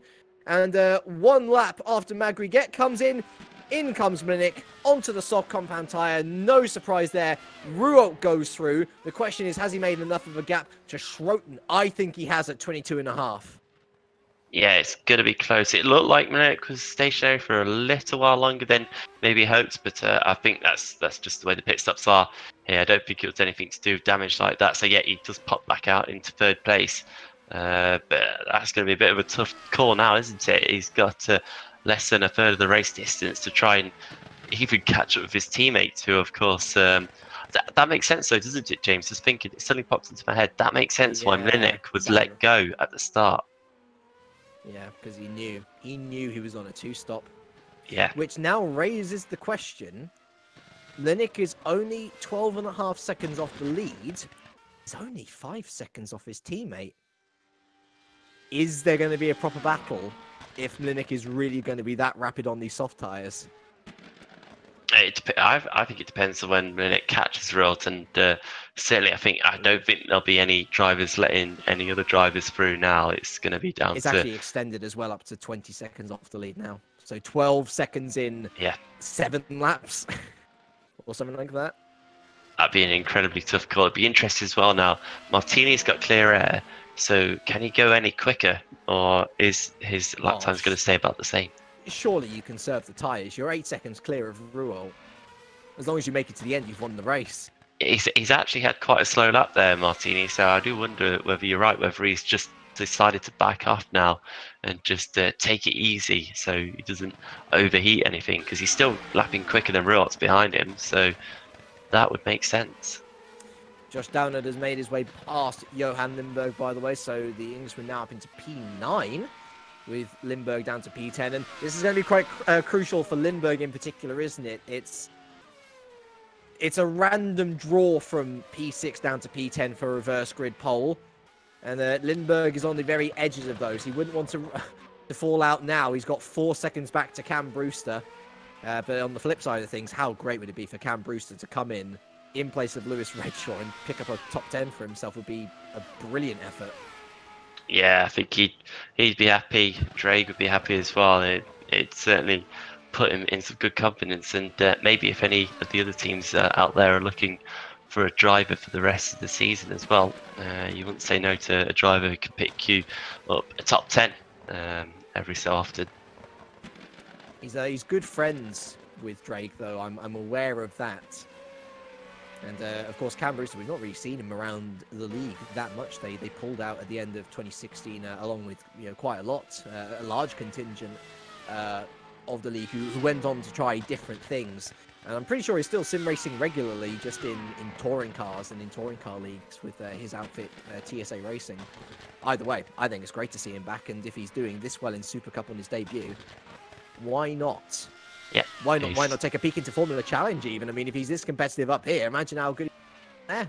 Yeah, it certainly looks like he's not gone and sat in his chair doing nothing for the past year or so, is it? It certainly looks like he's only improved as a driver, and sometimes I think you need to do that, don't you? You need to try something different, a bit new, and it can kind of spark something inside of you, and just doing something slightly different can help you out. So fair play to Brewster here. He's looking good so far, and let's have a look. Lindberg's in the low 39s. He's pulling out a gap. 5 seconds now. Yeah. So Downard's in. Downard is in. He's not pitted that long ago, He only pitted on lap 15, so... Did he start on the soft tyres? You ask a question now, James. I can't remember that far back. It completely bypassed my mind, because I was thinking this was going to be a one-stop race. Jack Mayer does exactly the same thing, and both of them were starting down the rear of the grid. Yeah. So what that does do is that does put Brewster into P10, and he was one of the last guys to pit on the super soft tyre, so I don't think he's got any worries about making it to the end. And he's 10 seconds clear of the next man back, Bruno Sousa Ferreira. Yep, he's got a bit of a gap, hasn't he? Sousa Ferreira, that's great for Sousa Ferreira right now, Deltec. I hope he can keep it there. He pitted, only on lap 18, didn't he? So he's not done much in these tyres at all. He's doing the hard and then soft strategy. So, let's see. I mean, the leaders did it, didn't they? They did a good 13 laps on the soft, so why not Sousa Ferreira? For sure. And, I would be worried about Sousa Ferreira because he's got GMG up behind him now in P12. Josh Downer, by the way, came out into P13, Mayer out into P17. So the rest of the point score is now rounded out by Angeloni in 14th and Mike Quint, who also is going to the end in P15. Though he's got Dennis Hyder and... not Jack Mayer. Sorry, Dennis Hyder is actually quite a ways ahead of Jack Mayer. So perhaps Mike Quint will be able to keep on to that, though Dennis Hyder is very close-mind. So maybe not. Looking back up to the front, though, that 8.5 second gap has remained between Martini and... The gap between Ruhr and Mlinik, however, has come down to 7 seconds between the two. It's coming down, Sam, but perhaps not quickly enough. It's incredible actually. If you look at the next lap times, he's in the mid 36s, and Martini, he's in the mid 37s. So a full second between the two of them. I'm thinking you're probably right there. Martini's probably holding a little in reserve because he's got such a gap to Ruel behind him, and he knows he has to still survive these last final few laps or so. But certainly, Stefan Ruel doesn't seem to have much of an answer to Binnick. So I don't know. Could it be that we have a last lap battle between the two of them? It's going to be tight. I'd like to see the gap as they come across the line now to try and reaffirm my suspicions. And yeah, only about half a second at last sector. I think he might be about a lap short here, Minnick. I think he's going to get close, but I think he might be a lap short. It's crazy superstitions, but the writing is not on the wall just yet for Stefan Ruel. It's lap 26 of 30 here, 5 including this one to go. Other close battles on track include the battle for P7, Bastian Paisler, who's had a decent race, mind, considering everything that's gone on. He is just ahead of Sandeep Choda, though. The Indian having a marvellous outing here in Supercup and closing in on the German as we speak. There are a couple of other close battles, but really, this one is the closest on track at the moment. It's all a bit of a waiting game to see whether anything else sparks off. Yeah, I mean, Box Superneck's pretty close as well, isn't it? Superneck's looking very fiery, of course, he's on his two-stop strategy and trying to gain a position or two back. He's got the slipstream going towards the chicane. He's actually going to go to the inside. And just thinks better of it in the end, actually. Took quite a bit of curve there. But it gets a good run on the exit, and he's going to be side-by-side down towards turn 10. It's been close between these two all race long.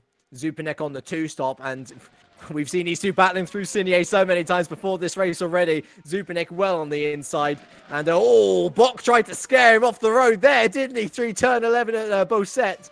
But the Hungarian has made it work, and he's back up into P5. Yeah, great little move there by Zupanek. I thought he'd just go all wrong into the first part of the chicane. He took so much curb on the inside and the left-hander. But that just set him up perfectly. Coming out, as he puts a big slide on there at the end of the lap. He just put him on the right line coming out the chicane. He got the power down and nearly ran into the back of Bock. He was that quick coming out the chicane, and that was all he needed really, was to drive then to pull alongside and then have the inside line to just make it stick into the next corner and gain that position. It's an interesting corner, Delator, isn't it? That left-hander before the sharp right-hand hairpin at Dupont. It's difficult mostly because you've been on the accelerator through the elongated turn 13, but it's so weird because you don't really know what angle is best to enter it at. A, to attack, B, to defend, and then more importantly, to line yourself up for turn 15, which comes at you straight away on exit. Yeah, you almost want to drift over to the left-hand part of the track as you're entering the corner because of just the way you approach it. But you have to try and be strict with yourself and just keep to the right-hand side, but then not jump the car in too late because you don't want to have too much of a late apex going in there. So it is a difficult one, like you said, and it's one of those ones where it's so easy to snatch a break as well because you probably don't have the steering wheel quite straight as you would like it if you were coming up to a standard corner at the end of a long straight. So certainly one of the more difficult ones the tracks, and it's the kind of corner that I think a few newer circuits try to copy now. Maybe in a few more extreme examples where you're effectively turning as you're entering the braking zone. Very difficult for any driver. Bad news for GMG fans out there. Our praise has caught up to him in the form of the commentator's curse. He lost it on the outside of turn 1 going into battle with Josh Downard, who's up into P12 now as a result of that. There was no contact between the two. He just lost it midway through the corner. I'm surprised we haven't actually seen more people doing that. It's a very difficult corner to try and execute correctly, especially with turn 2 being a similarly but deceptively tight right-hander on entry. Either way, thankfully for him, still in the points. Thankfully for him, still a few seconds ahead of Mike Quint, who's been able to lose Dennis Hyder. So the Maltese debutant is still there, hanging on for now as we head into the final 10% of this race. Lap 28 of 30 we are on now with the leader. And for Manuel Martini, he's been able to further extend that gap to 9.3 seconds between Ruot and Mlinic, by the way. Still 3 seconds. So it seems like unless there is anything untoward, Sam, it might be a very calm run to the finish now. Yep, it's Mlinic still pumping in 36s, high 36s. Ruot still going at the low 38. So it's going to be close, isn't it? It's going to be really close between the two of them. But really, Mlinic needs to be on the back of Ruot going into the last lap because he needs the DRS zone, I think, to get past his teammate. And you know, they might be fighting the championship, but they're still not going to mess it up for the team. They're still going to, you know, not take each other out. At least I hope, anyway. You say that. Yeah. They lead by over 100 points in the team standings. A team manager still wants his team to win the championship as quick as I know. Like, don't get me wrong, I realise that. But we're talking about the drivers here, not the team manager. Yeah. Well, who knows? Maybe you sat there just having a little word in their ear. I don't know. I certainly would be. I'd be like, guys, just remember, team championship first. You can sort it out on the track after that. And it's getting closer, though, isn't it? You can see them in the same frame almost now, and 2 seconds between the two. I can't call this one, James. I think they might get close enough to have for Mlinic to have a go, but he might not get at the DRS point. It might be last lap, potentially. David Junt, of course, he's been around the sim racing scene a long time. He has witnessed all too many a team implosion between teammates.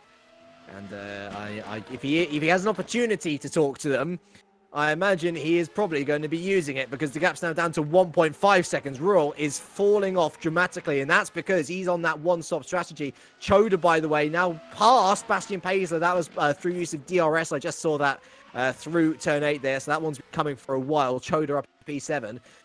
But all of a sudden, Sam, the hard compound tyre looks to be losing a lot more than perhaps it's been worth, because Mlinic is within a second. Yep, he's within a second. Let's have a look. 38.6 for Ruot.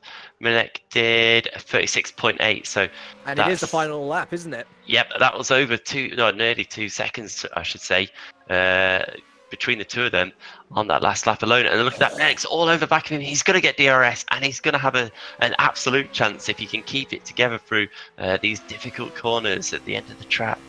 Here's Stefan Ruot. Oh, it's a little bit slidey. Oh, look at this. Ruot is going defensive. Is he going to regret letting his teammate through at the beginning? It might have been kindness, but is it going to kill him? Here goes Mlinic up the inside into turn 8. A really late braking maneuver. He's got it done as well. Mlinic up into P2 with a fantastic last throw of the dice. Yeah, he had DRS, but he still had it all to do in the braking zone, didn't he? He really had to be late on the brakes. The tyres, the younger, healthier looking tyres certainly helped in that respect, but Ruot stuck his nose in the second part of the chicane, thought about keeping it there, but then thought better of it, and I think that was good driving by both drivers there. Well, we've got to go back to the front now. Coming through to 13 is Manuel Martini. He has had an impervious race coming through Delator, coming through DuPont. Manuel Martini picks up his second race win in the Super Cup. Fantastic drive, and for a man who's going to a top Super League team, I don't think that's too shabby at all. Coming home in second then is Masai Mlinic, who will close the gap in the championship down to 3 points as we head into race 2. Stefan Ruot rounds out the podium.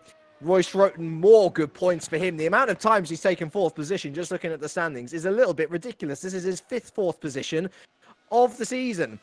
Good points for Thunderdog regardless. Ben Zupanek making the 2-stop strategy work as well to come home in P5. And then we've got the men who are going to be potentially on reverse grid pole position. Bok coming home in P6. Choda coming home in P7. Will that late move be a particularly sweet one, with Bastian Paisley coming home in P8? Johan Lindberg's going to come home in P9, and Cameron Brewster rounding out the top 10. A fantastic result for the Englishman. The rest of your point scores are rounded out by Sousa Ferreira. Downard, who are actually still battling mine, so we're going to call this one to the end. They're just coming through DuPont now. Downard's going to have, you can tell he was faster through the corner, but Sousa Ferreira had the line, and so Sousa Ferreira is going to come home in 11th. down to 12th. Angeloni 13th. Quinn 14th, although Jack Mayer, who's had a stormer of a last stint here, just coming home in P15. So GMG must have dropped it somewhere else. He's going to be out the points then in P16. Hyder Bell, Kumar Fuller, De Vries, Rajanovic, and Oscar, your remaining finishers. Lewis Travis, Gerard Batala, Dawe Tapper, and Jean-Pierre Helpap, your 4 retirements from this race.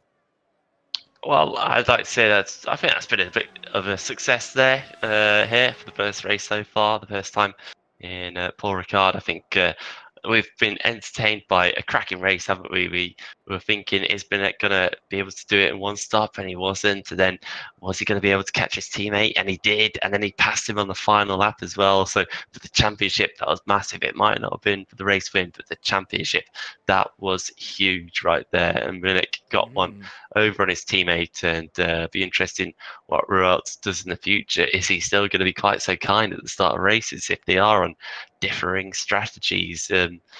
Are they going to be on differing strategies in the future? Or are they going to stick to the same strategy? It's really, really quite an interesting little chemistry set of possibilities there between the two Basilia drivers. And some great battles through the field as well. Superdeck having to do a 2-stop strategy. Schroten having to pass guys to get up into 4th place. Bok falling a little bit further back from his starting position of 4th, but still a cracking drive from him. Solid throughout, and didn't really see him put a foot wrong.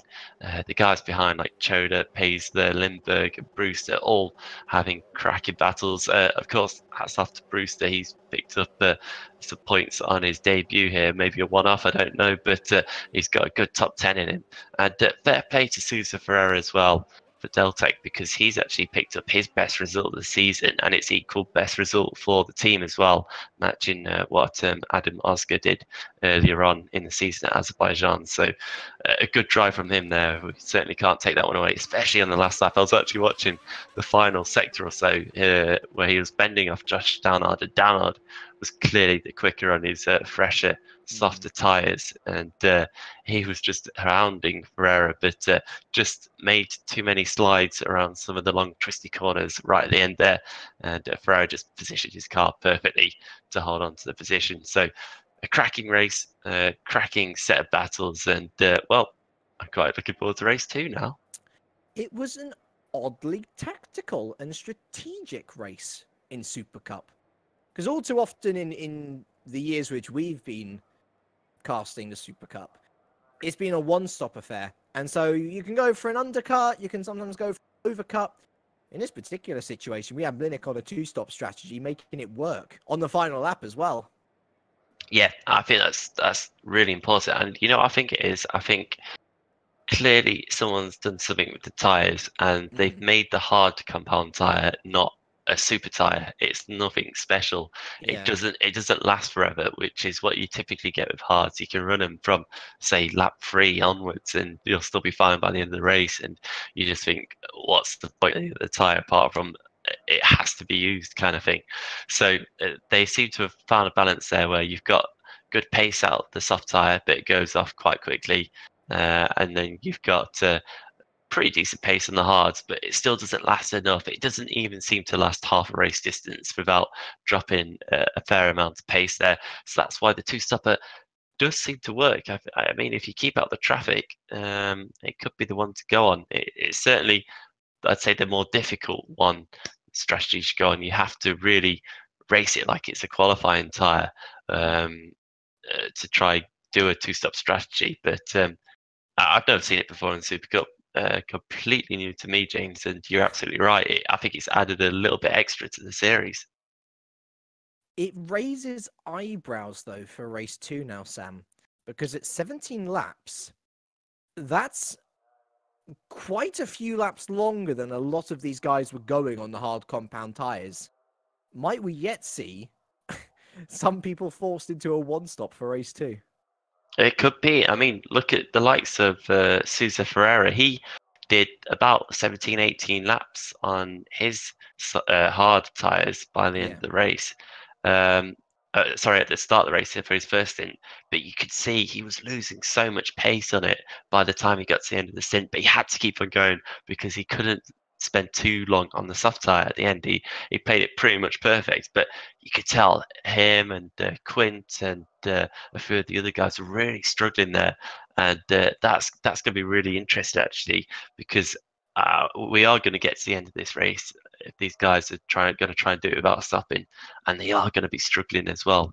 And I really think that it could come down to who's just been that little bit more careful, yet still been competitive enough on their tyre during the early part of the race. I mean, I'm looking at the likes of Mlinek and Zupanek, and okay, over a 30-lap race, you're going to be all right if you're on a two-stop and you've got that much pace.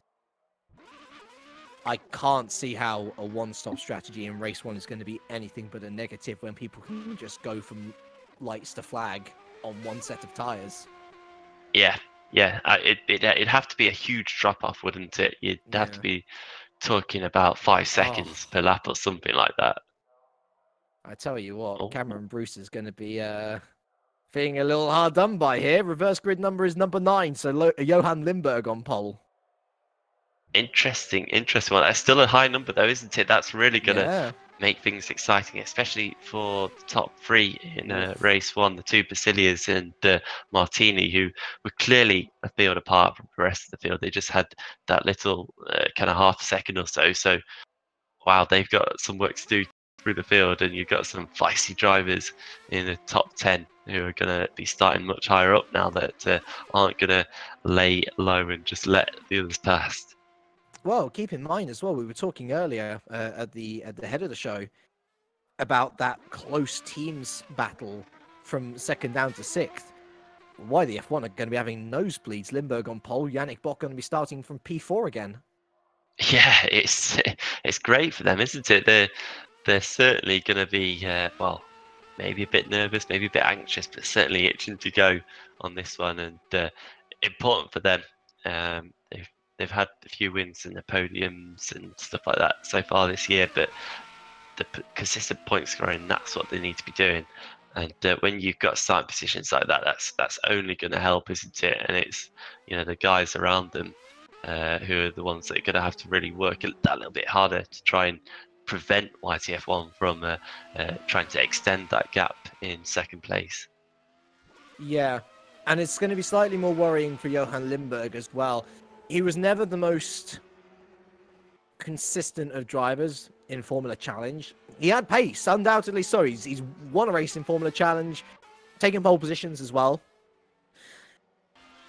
It certainly raised my eyebrows when I saw him promoted to Supercup for this season. And it's kind of been proven correct so far. How many retirements is that? 7 retirements out of 12 races. On the flip side, every time he has finished a race, he's finished in the points. And what will give Johan a little bit of confidence is that would you believe this, Sam? He finds himself on his most consistent point scoring streak of 3. His previous best was 1. So it's a bit of a... It depends on what side of the mirror you're looking on, aren't you? Sometimes you're going to see a reflection of something bad, but if you look at the other side of the mirror, there's nothing bad to see. Yeah. Well, I mean, I can't really comment on, the retirements and what happened. It's one of those things. Maybe he's gone through a bad patch. He's had a bad run. Maybe just, he just really wants to prove himself in the Super Cup and perhaps just tried a little bit too hard. But he has been scoring the points now, like you said, and it's been good points as well. It's been top 10 points, which is important. So I think in this race, if he can pick up a top 5, which I don't think is impossible when you're starting from pole, not at all. I think that'll be good for him. That'll be great for him, and that'll be great for the team as well. So by all means, he should definitely go for the win, but at the same time, not do anything silly or lose his head, especially if he gets overtaken. And I think he's a driver that can do that based on his pace. So I just hope that today he's having a good day and he's going to bring it home some good points. Roy Schroten with the savagery. We always have a nice little bit here in War as people sort of digest what just happened. And Roy Schroten saying, should make a nice YouTube crash compilation, Johan. So no love lost there. I mean, it's all in good fun, really. But genuinely, it is a factor. It plays on the mind. Oh god, how many times have I crashed this season? I hope it doesn't go bad from one of the best starting positions I'll have all year. And you know you never want to do it and trigger a pile-up when you're starting high up in the field. Unfortunately, I remember Hungary all too well when I started quite high up at the. Jonathan Holmes likes to remind me of that one every opportunity. Every time I see him, we always seem to end up going to that YouTube video. So someone please take it down. Come on, it's been a few years now. We don't need it up anymore. My favorite reverse grid race was one which was very early in my career, which was Spa 2013. Classic broadcast that you should all go back and watch. I caused a recreation of Spa 98 in race 1. And in race 2, I came home 4th, beaten out to the podium by a certain David Fidek, 2-time Super League champion now. Fair enough. Wow, didn't know that one. I can't remember. Oh, it's a great one. You should absolutely watch it. I don't know if I was in that race. I don't think I was I? No, you joined the league well after 2013. Yeah, I thought I did. Yeah. Oh, that's a shame. I'd have loved to have been in a recreation of Spa 98, one of the most famous moments in F1 history. Why wouldn't you want to be part of it? I can't apologise to Paul Joseph. It was totally my fault, and I totally deserved the grid place penalty, which I got the following round. End of warm-up. And we've now got 17 more laps ahead of us. Will there be further strategy intrigue? And will we have a surprise winner? I mean, there's plenty of fast guys, of course, behind the front 2 rows. But for those guys on the front 2 rows, a win is only or less than 20 laps away. They're going to be gunning for it, surely. Yeah, it's really going to be an interesting one. This, I've forgotten how excited I get for race 2. After you've had a good race 1, and now you're thinking, yeah, this track you can overtake on it, and we've got some good drivers starting further back down the field. That's what I like to see, and that's why everyone should be sticking around for race 2. I think it's going to be absolutely fantastic.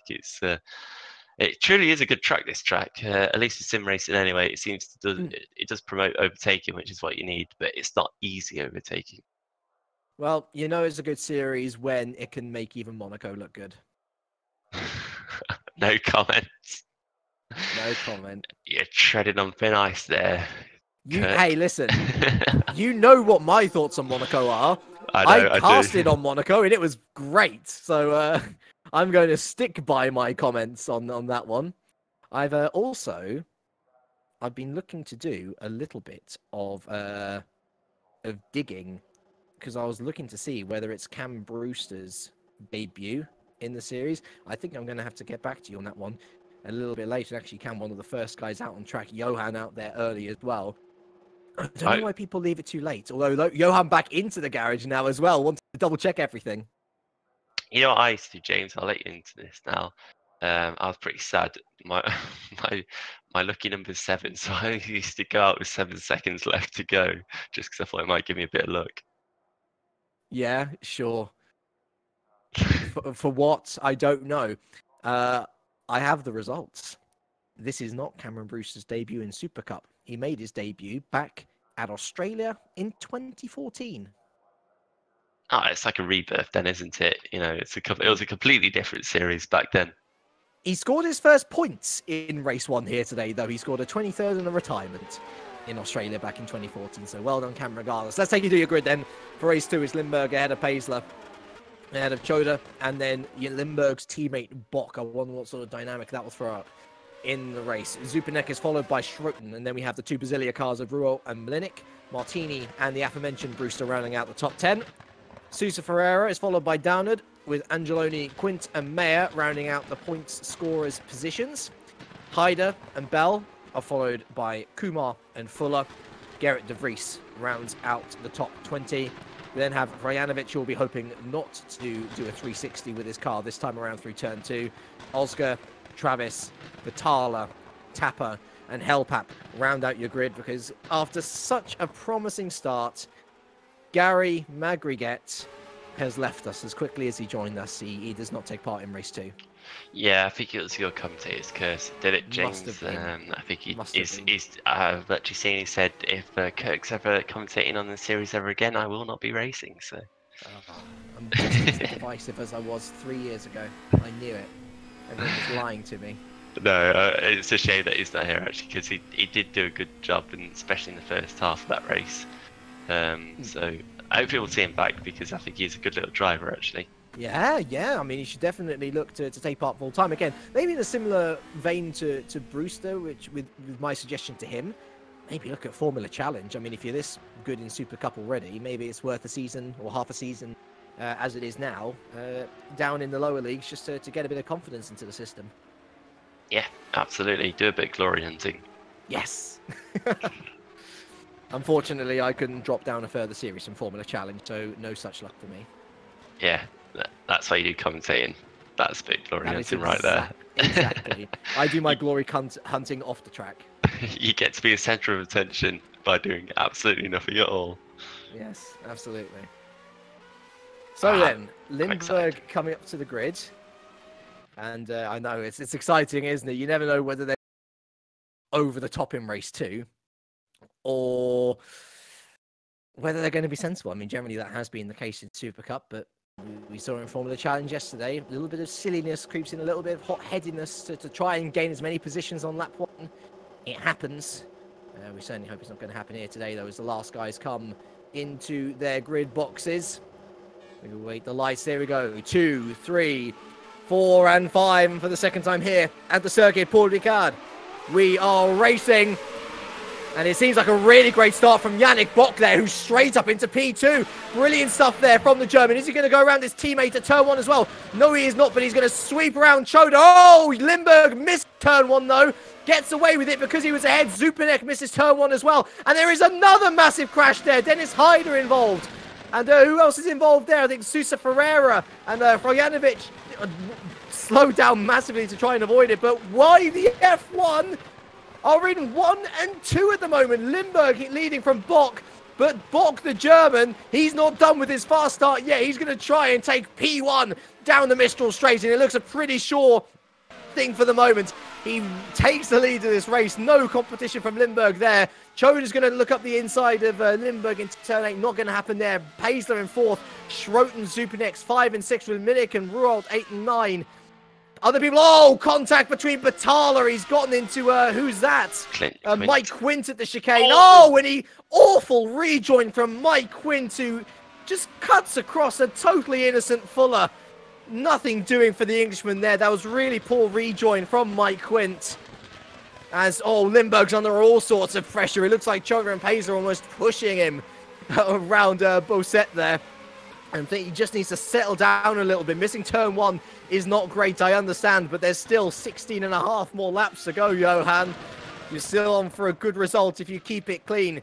Round de la Tour and into DuPont for the first time of asking as we cross the line to end lap 1. It is Yannick Bock who has got a phenomenal start and has got a phenomenal lead to boot as well, ahead of Lindbergh, Choda, Paisler, Schroten, Zupanek, Mlinik, Ruo, Martini and Brewster rounding out the top 10.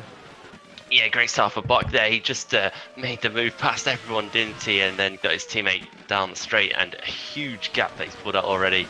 What Lindbergh can do now is he's got to try and hold up Choda, Paisler, Schroten and the rest, and do it for as long as he possibly can. Of course, it's going to be the last lap that we have without DRS, and then it's going to be a whole different game after that, certainly in terms of a lot of the overtaking that we're going to see.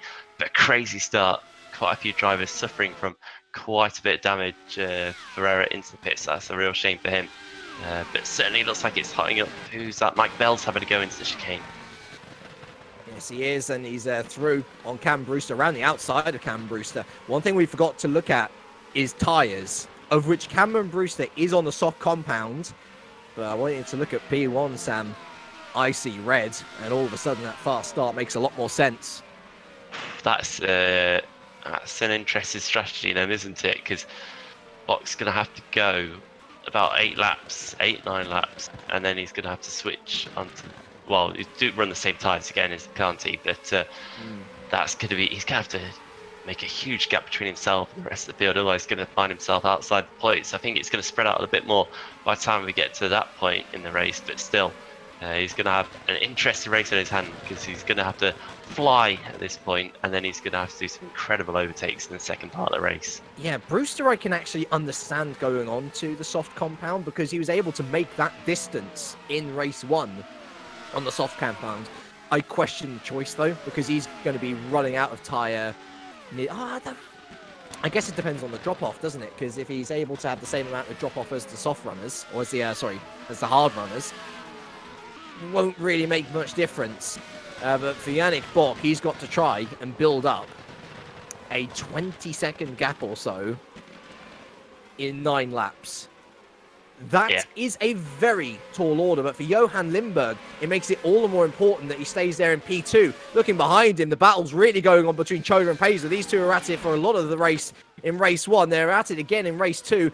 Choda takes the tight line into the chicane. It works for now, but Johan Lindberg can do with these two battling for as long as they like as he tries to remain in what is, at the moment, net P1.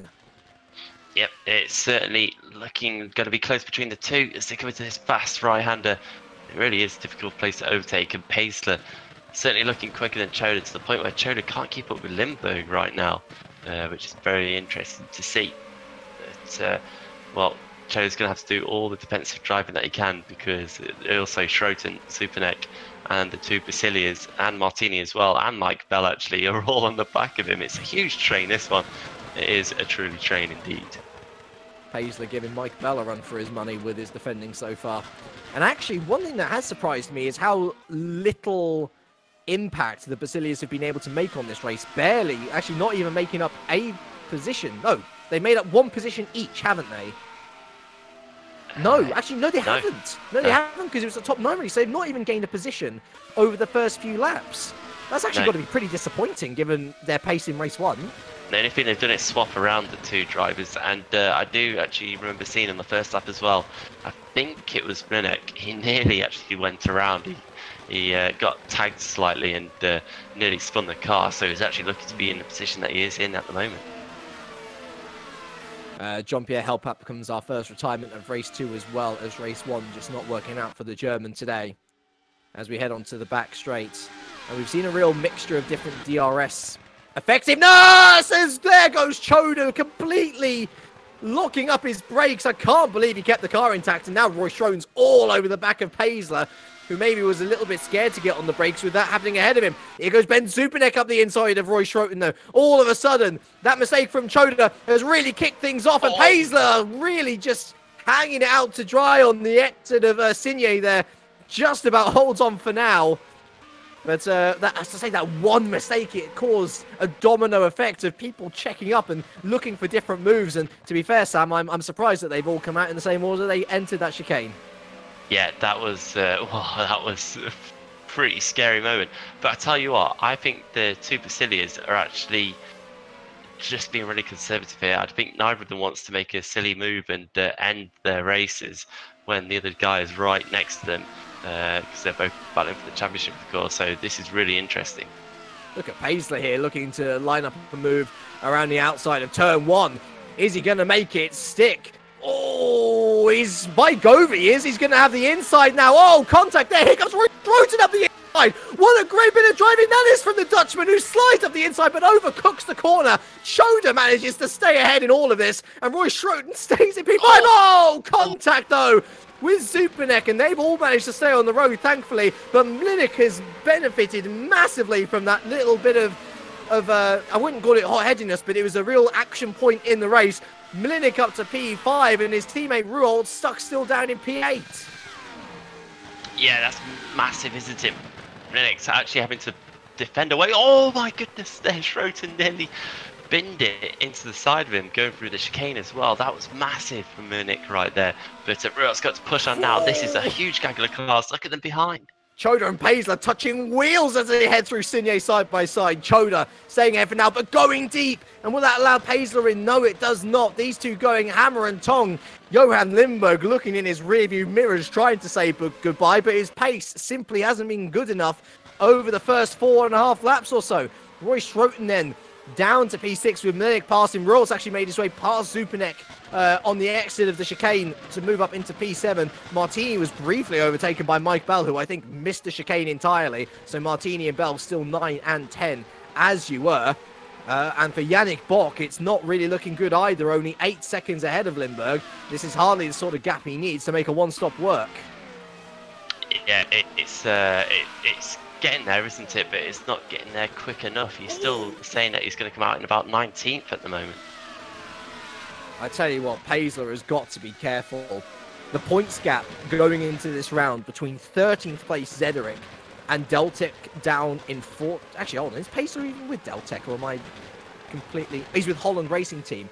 Never mind me, I'm dumb. But even still, Holland Racing Team is down in P10. So it's hardly like they're, you know, lapping up points left, right, and centre. Multiforce and TG ahead of them. And then it's quite a big gap to Cosmo Psyche Japan. So it's quite crucial that they score points. But I don't think he's going to be scoring P4 as Masai Mlinik makes his way through. Yeah, look at that. He's not messing around now, Mlinik, is he? He looked conservative at the start of the race, but now he's really going for it. Contact between Martini and Bell, sorry. And that looked like a pretty nasty one as well. Let's have a little look. Bell. Oh, no, Martini lost it under braking. And then was it... Oh, Martini. Ruolt's gone off as well. Let's have a little look what happened to him. He was in battle with Paisler and with Schroten. He went up the inside of Schroten. Oh, and Schroten just lost it on exit. There was a little tap from Ruolt. And then Schroten lost it completely. Spun around. He's come off the much worse, I think. No, actually, he's up in P9. Ruolt came out for the much worse. Down to P16. Quinton Travis have both retired, by the way. And for that Martini incident, they were fine going side by side, but Martini came back on the racing road and just seemed to come back straight into Mike Bell's rear end. I feel terribly sorry for Mike Bell, who's now down to P15. Yeah, a big lap there for quite a few of the drivers, wasn't it? It's all kind of happened. And I tell you what, Ruolt's struggling right now. He's actually got Due Tapper all over the back of him. Actually ran off the road, nearly crashed into the back of Ruolt, and that is huge for the championship also, because Mlinik's up in 4th and looking like he's only going to improve because he's chasing down Choda right now. Ruolt's not even in the points right now. It's a huge swing of fortunes here, and this could be one of the races that we talk about in, well, many races to come. It's not like either driver has had a faultless campaign. Both have non-scored twice. Mlinik came 20th in Australia. He had a retirement in Monaco. Ruolt DNF'd both races in Azerbaijan. I'm not one to subscribe to the theory, Sam, that the guy who's willing to go over the edge and the guy who's willing to be a nasty person is the one that's going to win a championship over the nice guy. But there is a case to be stated for being too nice. And I wonder whether that's coming to bite Stefan back now. It could be. Maybe he just needs to draw some angry eyebrows on them in the races to come and just get his head down. But Mayer! That was really poor from Mayer, and goodness me, Batala almost taking out Ruolt. Good news for him. He's back in the points, but Batala is out, and I don't blame him either. That was very opportunistic from Jack Mayer.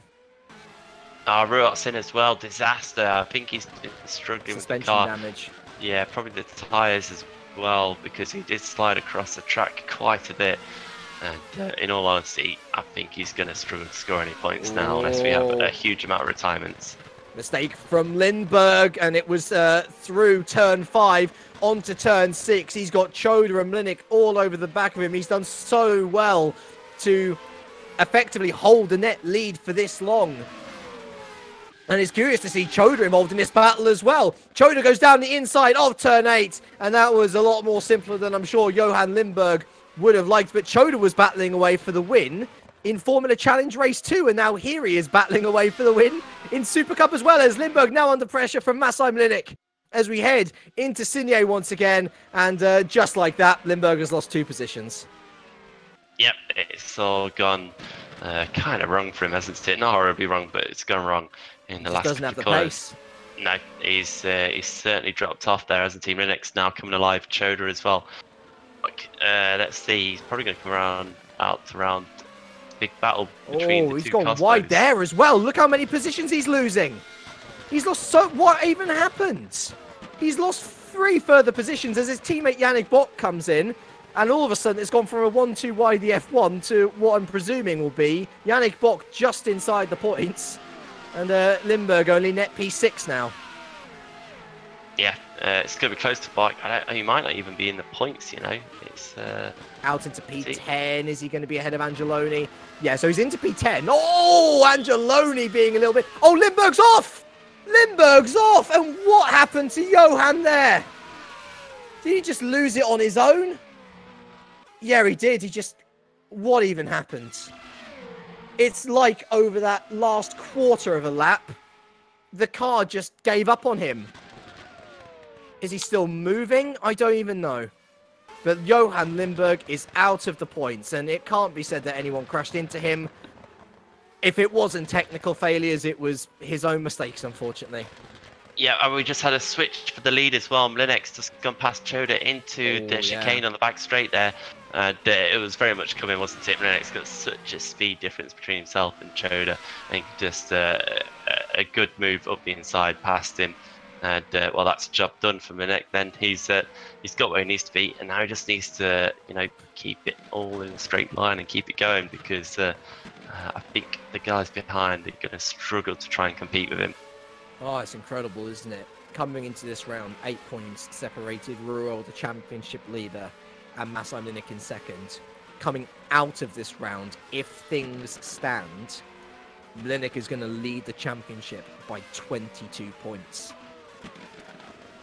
That is a massive swing, isn't it? A huge swing, in fact. And, well, he might not have quite won race 1, but it was not a bad job at all. And Martini, he's not out of it completely yet. He's actually on the back of this Pacer Superneck battle as well. So he needs to try and get through these guys as quickly as he can and see if he can try and close down on Mlinek. But it's going to be difficult to get past these 3 drivers, Choda, Pacer and Superneck, because they are all very good drivers.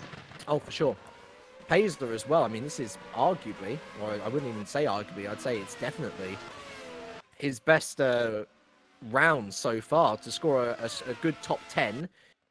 That's fair enough. He's yet to score a podium this year, and he's looked very racy indeed. His best position so far, a 4th position, 1 in race 2 in Australia, and 1 in race 1 at Azerbaijan. To go 1 better is kind of the dream of everyone. You know, to get on the podium, that's a real statement of intent. But he's got a really tough job on his hands with experienced guys such as Zupanek and the fast new blooders in Martini behind him. I'm losing track there. Basically, he's got a difficult job on his hands. He's got 2 fast guys behind him. Oh, absolutely, very difficult job indeed. But Choda's not too far away from him either. And certainly Choda's already fallen out the DRS range of Mlinek, so Mlinek's definitely pulling away. And well, Choda's got to try and keep his head about him, which unfortunately not everyone stood today. I think Limburg was certainly victim of that one, which is a shame for Limburg, because he was doing a good job at the start of the race, but I think just too many cars behind him at only one time, and maybe couldn't keep the concentration levels up. But still, we've got a good 7 laps left to go, and still a lot of battles yet to develop on track. Fair play to Sandeep Choda. This is his first Super Cup race of the season. Or first Super Cup round of the season, I should rather say. And he's battling away for a podium. Brilliant stuff. Funny to see Choda and Paisler still battling away. It's just for much higher glory and much more pride on this occasion. Yeah, it's not bad for Choda though, is it? He's had a chance to get used to the track last night, which certainly would have helped him over his competition here today. And I think he's very much utilising that experience that he's been able to build up. As here comes Zupanek then on Paisler. Paisler had a bit of a rough exit on turn 6.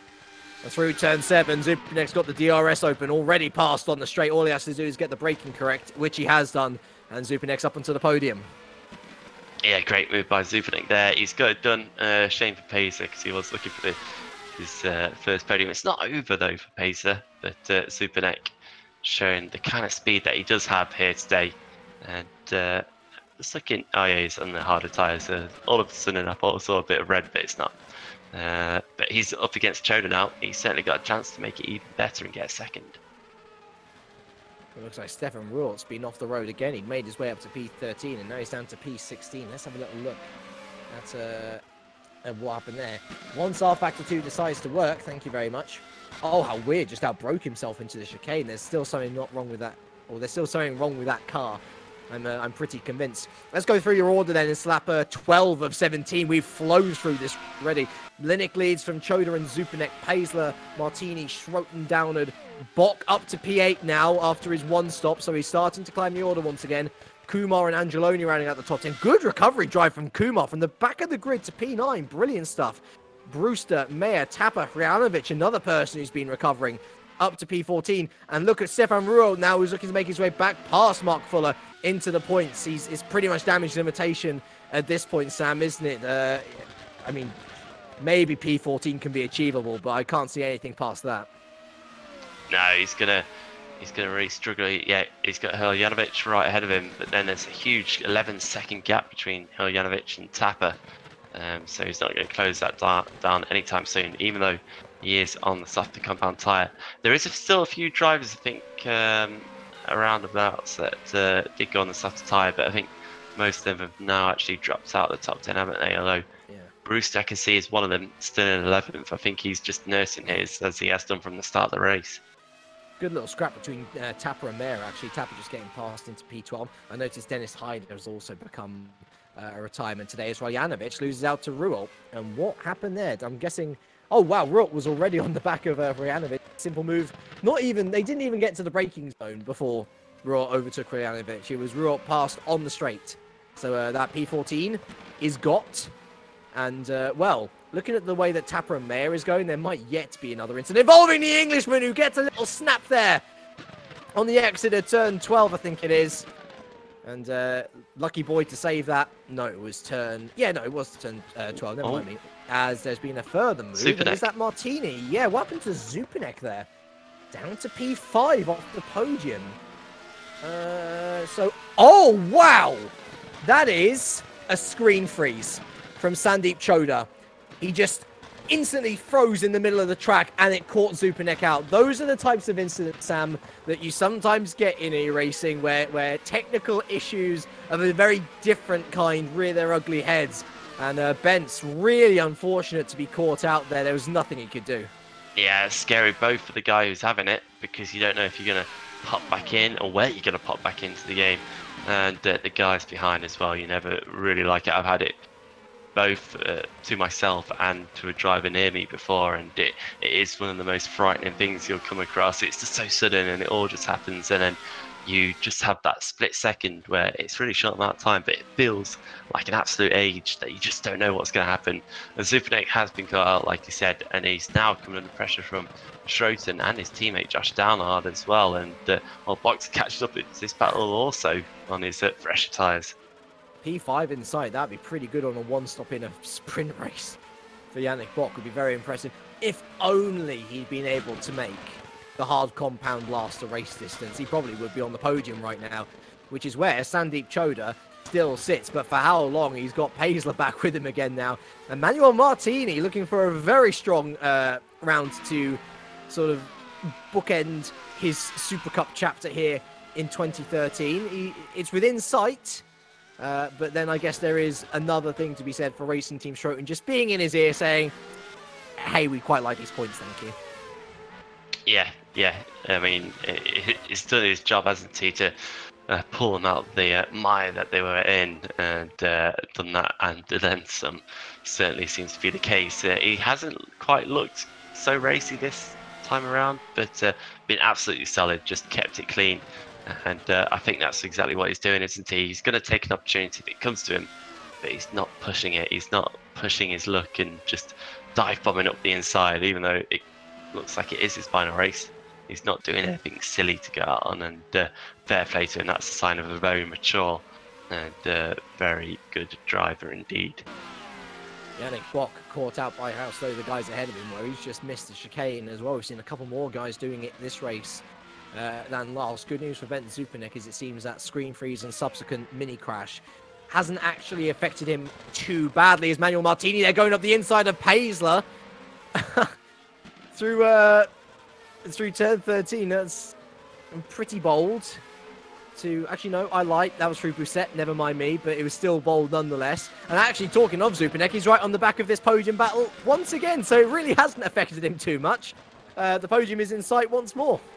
Yeah, Zupanek's got some great pace here, hasn't he? He's just picked up where he's left off, and as he comes across the line now, yeah, there's a low 1:38 best lap that he's done in a while because he's had a bit of clearer air. And I think he's going to have a go at Martini, because I don't think Martini's pushing it too hard right here.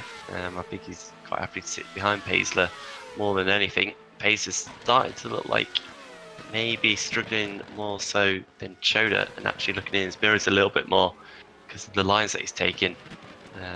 So yeah, really interesting one. But of course, all these guys are going to get DRS, aren't they? So it's kind of going to be status quo to the chicane, to the hairpin chicane. Yeah. Martini's Italian. He's going to begrudgingly stay in P4. He wouldn't be happy to stay there. I can guarantee you that much. As we head into the chicane, then for the 15th time of asking. As you say, very much status quo. A lot of these guys seemingly with the lower downforce settings that Martini has.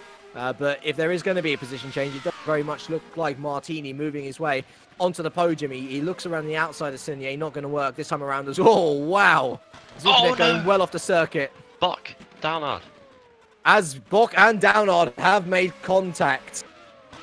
Well, Bock had problems with a green stripe through Signier in race 1. Downard, unfortunately, a little bit opportunistic there, clipping the curb and clipping Bock with him. What that means is that Naranjan Kumar is up into P7. What a drive from the Indian this has been.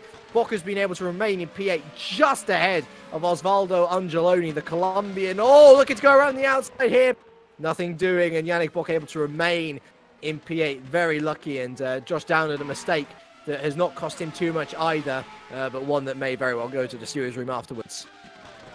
Yeah, it's a massive shame actually for Bock, because he was on the back of, well, he was going around, I've lost everything now, Downard, wasn't he? And I think he was only going to push on from wow, there. Look at Zupanek! Zupanek's just gone around the outside of turn 3. Oh! Not how you look to complete the move. Clips Martini there, who just stays ahead of Schroten. And oh, it was such a wonderfully orchestrated move up until that moment. Give the car on the inside space. And well, the stewards, again, I refer to them a lot this race, as here goes Roy Schroten. Just nicks P5 as well because of that compromised exit off turn 6 for Martini. Sadly for Zupanek, that was not clean. I'll say that much. Yeah, that's well, not the way you want to do it, is it? And Roy Schroter certainly seems to be benefiting here from people spinning around ahead of him. He's just picking them off one by one up into 5th place now, and looking strong once again. Can Zupanek catch back up with Pacer and Choda? Wow. Sorry, got to go back to Downard, who's just overtaken Angeloni through Bousset. We've not seen a single move there today, but he's made it stick. Also, Yannick Bock back past Kumar as well. This battle from P7 down to P10 still very much active. There's battles all over the track, isn't there? It's hard to know where to look. Pace is again really close to Choda now. Last lap as well. He's looking into turn 1. Yeah, not going to do this time. I think Blinik, unless he has a total failure of either the brain or hardware, he should be all right for this one. The question is now, what order is the podium going to be in? Sandeep Choda, with such a fantastic drive so far, he's an comparatively to a lot of the drivers in this current grid, he is an experienced head, having been with the league back in 2014, even the tail end of 2014, I want to say. Although that is a mistake that might very well cost him second. You commentators curse in effect. Paisler now on the back. Paisler will go to the outside of the chicane. DRS in effect. Choda the only one without it. Side by side, down the Mistral straight. Paisler ahead. Choda breaks late, and Choda makes it stick. Great defending from the Indian. Yeah, look at that. He parks the car on the exit of the corner as well, so Pacer couldn't get a run on him. He's still going to have a go, though. He's going to go to the outside. And look at Zupanek as well. He's also looking. Into Signier we go. We've seen plenty of side-by-sides here. And they still go side-by-side. Wow, Pacer holding on around the outside. Here goes Zupanek. Both of them!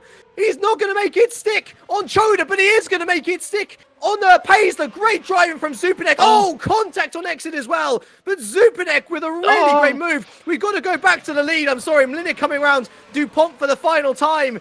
Mlinick is going to pick up his 5th race win of the year as there's contacts further back, and Pace on the inside of De La Torre. Has he made his stick? Yes, he has! Oh, he almost collects Choda as well. Drama at the last. Fantastic racing between these three. Choda takes home second. Paisler, after losing it literally 5 corners from the end to Zupanek, takes it back at De La Torre. Great move. Paisler picks up his first podium of the year. Zupanek just misses out. Oh, what would have been if it hadn't been for Choda's screen freeze ahead a few laps previously.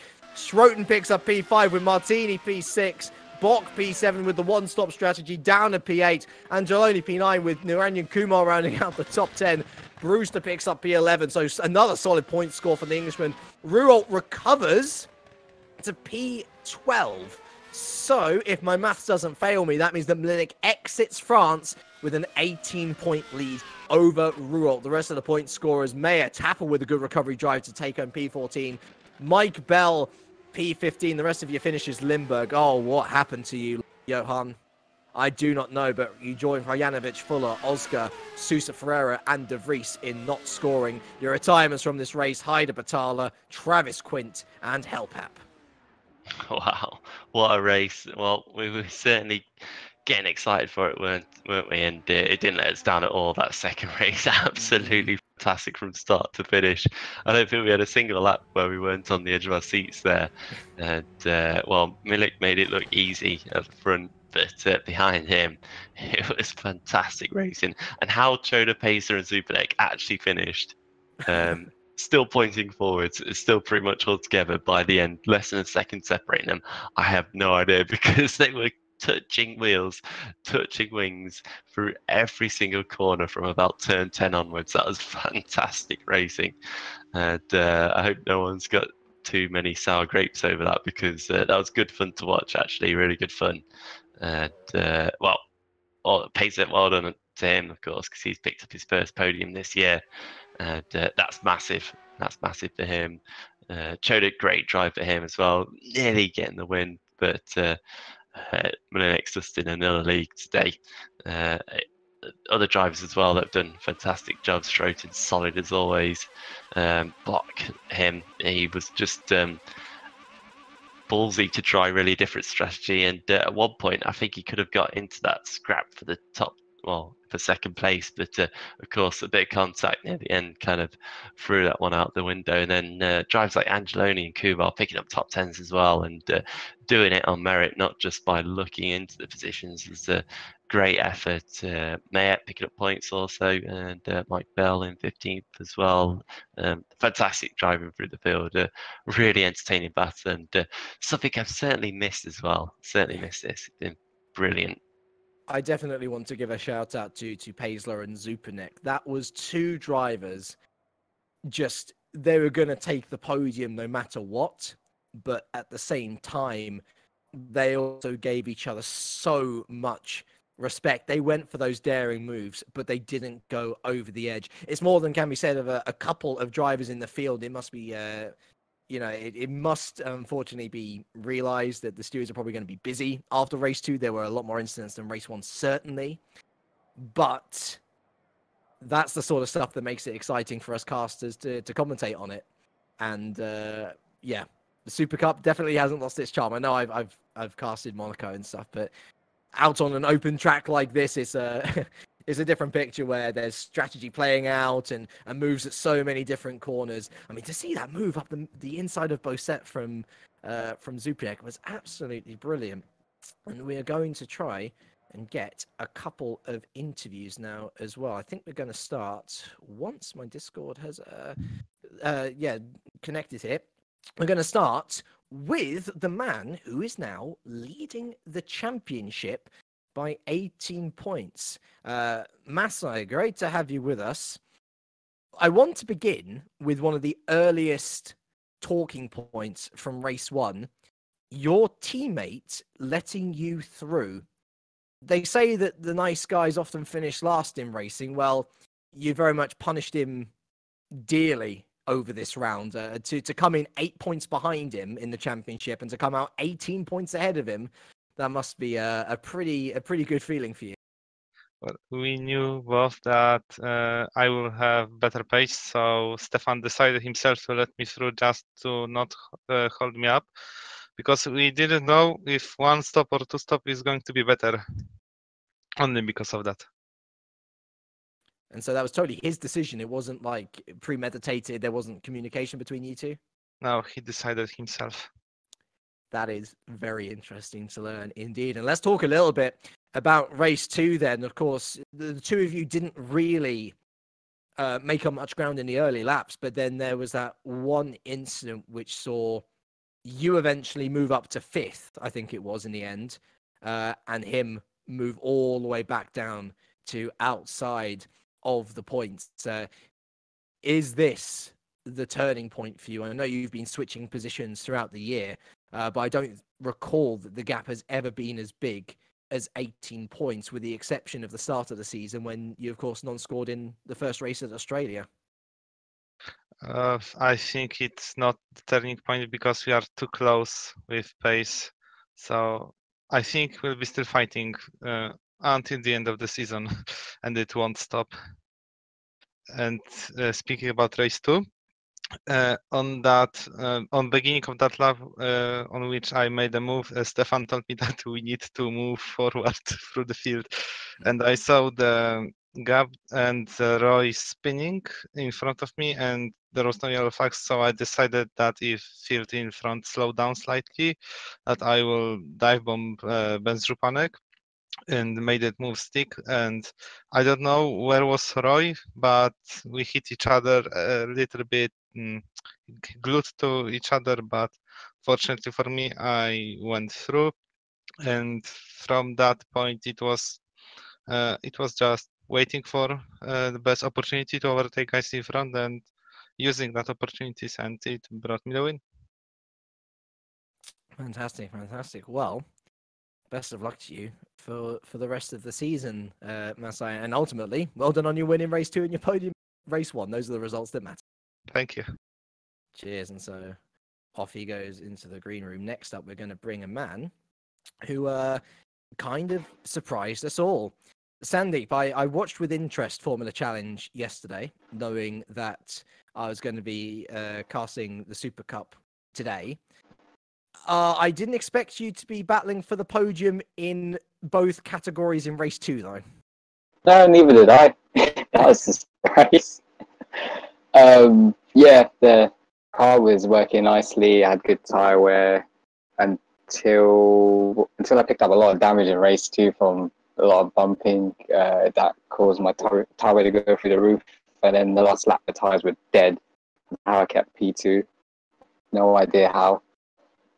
Well, I was going to say, let's talk about an earlier incident in which I don't know whether you actually picked up any damage from it, but of course the screen freeze on the front straight, which caused Zupanek to crash into you and then crash into the wall as well. Did you pick up anything from that?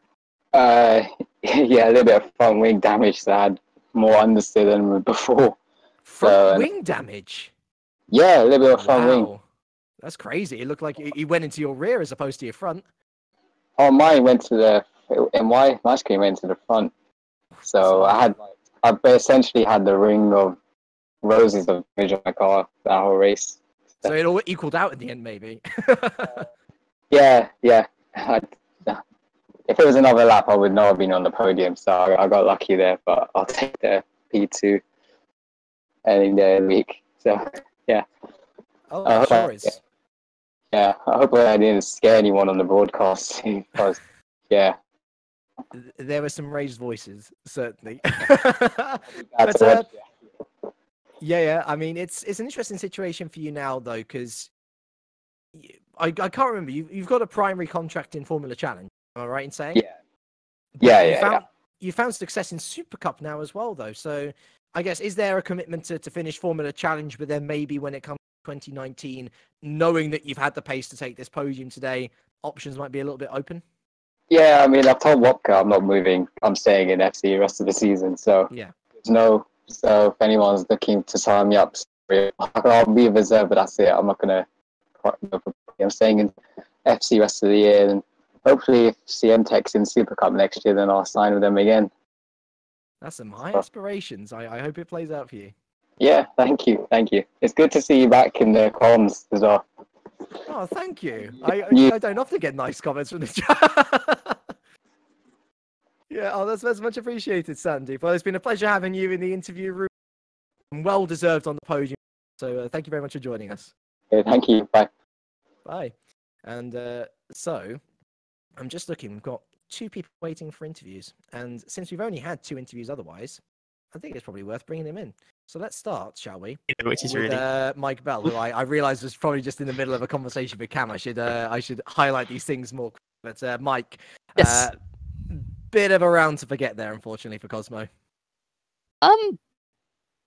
We had both myself and Osvaldo came in with back of the grid, so we knew just what we could do is what we could do, and we got 3 points finishes. I mean, neither of us were really liking this track, and for me, it's the worst one we've gone to so far. So I was happy to get a point out of it, and race 2 was fun while it lasted, even if it was kind of artificial because of the tire choice. But it was. Actually, I forget. Were you on the soft compound? I was on the super softs for race 2. Right. Yeah. So you had to, or you did come into the pits, didn't you? You had to make that one stop.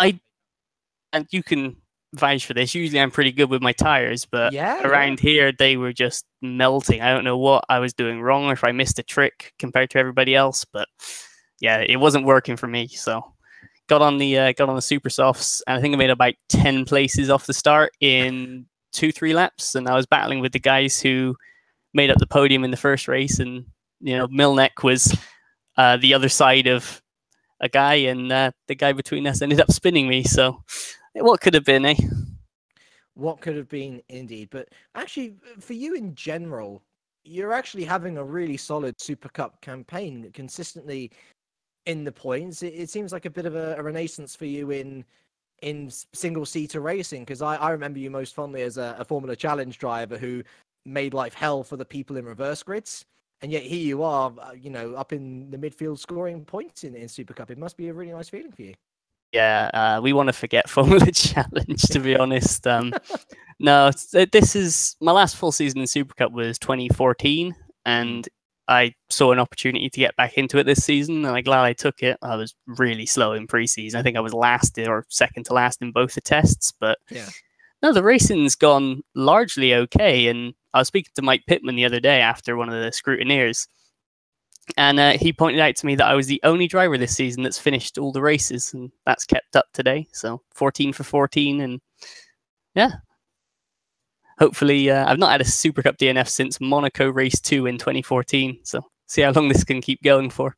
I am touching my wooden office desk for you, Mike, to make sure that we don't jinx it here. Well, thank you very much for joining us. It's been a pleasure talking to you again. Cheers. And so we'll move Mike off then into the green room. And I will interview Cam Brewster at some point, but we're going to actually, you know what? Let's bring in Stefan. We'll bring in Stefan because Stefan has shown up, and we're going to get the other side of the Basilia story here.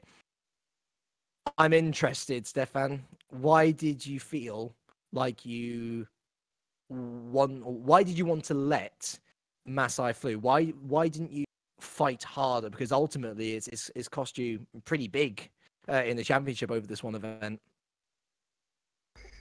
You mean in race 1? Yes, yeah. Yes, I think I let him by.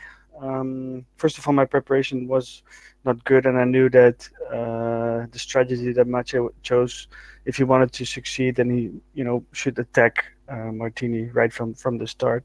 So already I was on a different strategy. We chose 2 strategies, one for him, 2 stops, and then 1 stop for me. So I thought that let him by, and he can do his strategy like he wants to, and see what happens. Because we were both fighting Martini, so I thought it was the best plan. And then at the end there was just I just had 1 second too short for him he was able to pass me on the last lap. But it was a good move. I couldn't do anything on those tires anymore to defend.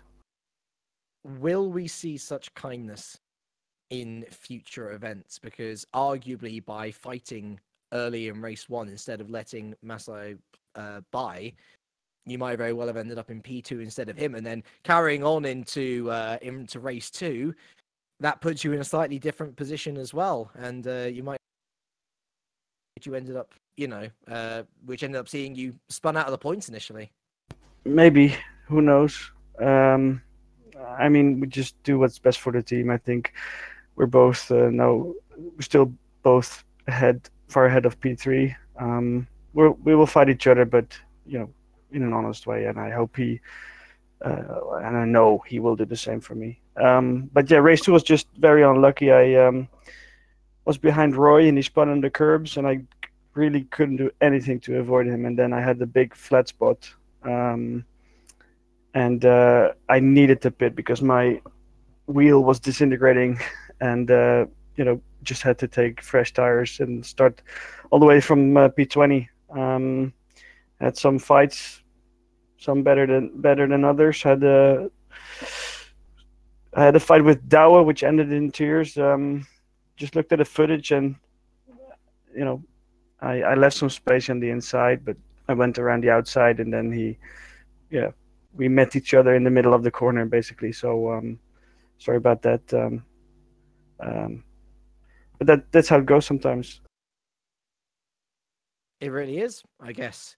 And I must admit, this inter-team battle for the Drivers' Championship is one of the most curious stories I've seen in Super Cup in a long time. Certainly, we've had 1v1 battles for sure, but inter-team, such an interesting dynamic, and I can't wait to see how it over the rest of the season. Stefan, thank you very much for joining us.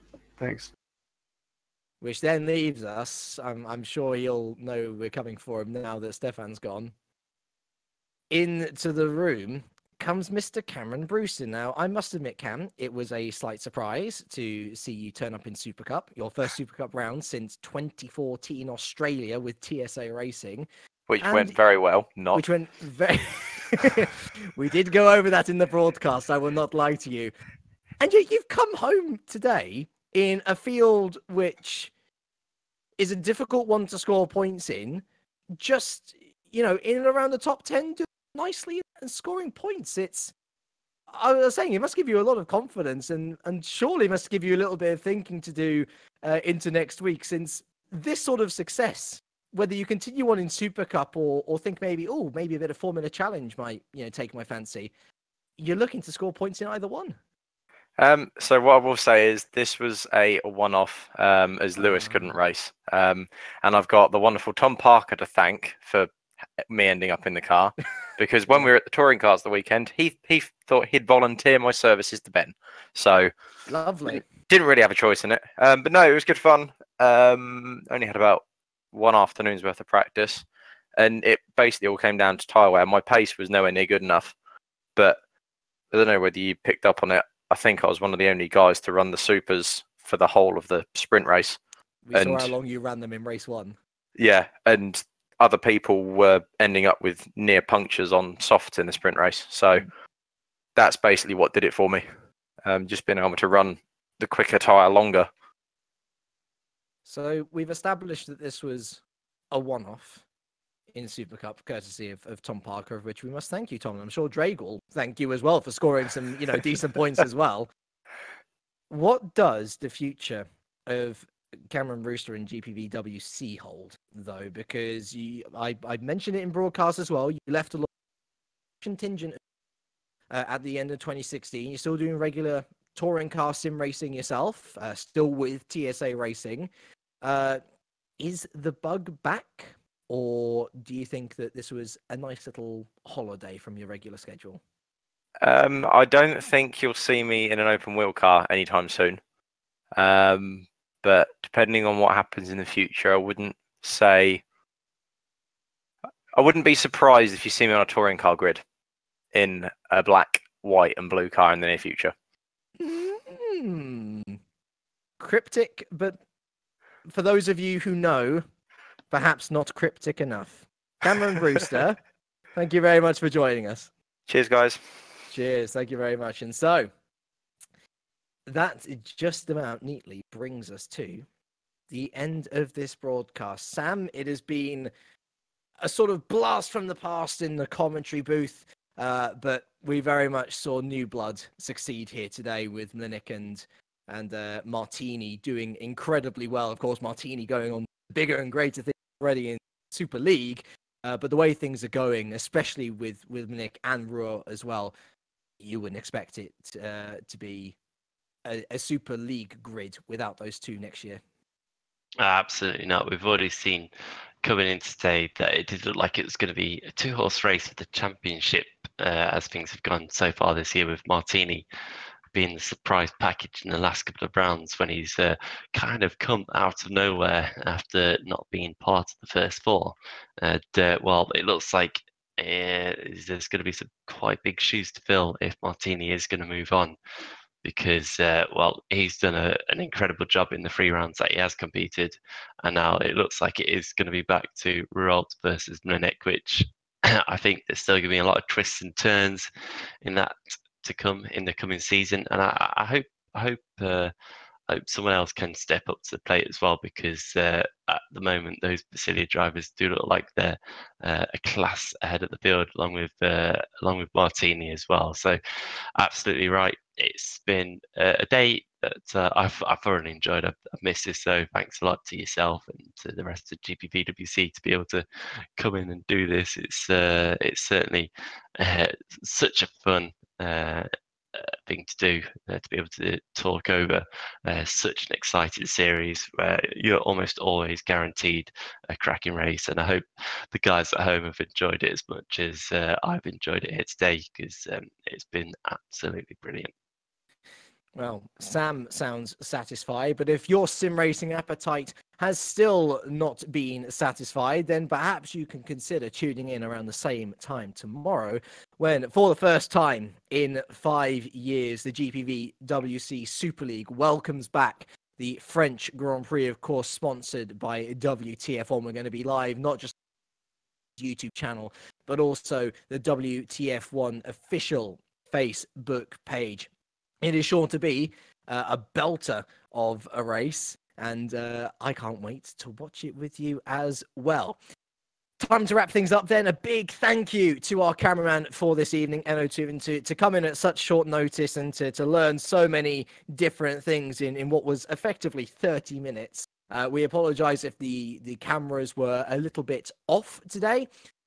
There is your official reasoning as to why. I think Eno did a fantastic job, did himself no discredit whatsoever. A big thank you, of course, to Sam. You say thank you to me to bringing you in, but thank you to you for coming in as well. It's been a pleasure to cast with you once again. I've been James Kirk, and from all of us here, it is a very warm goodbye.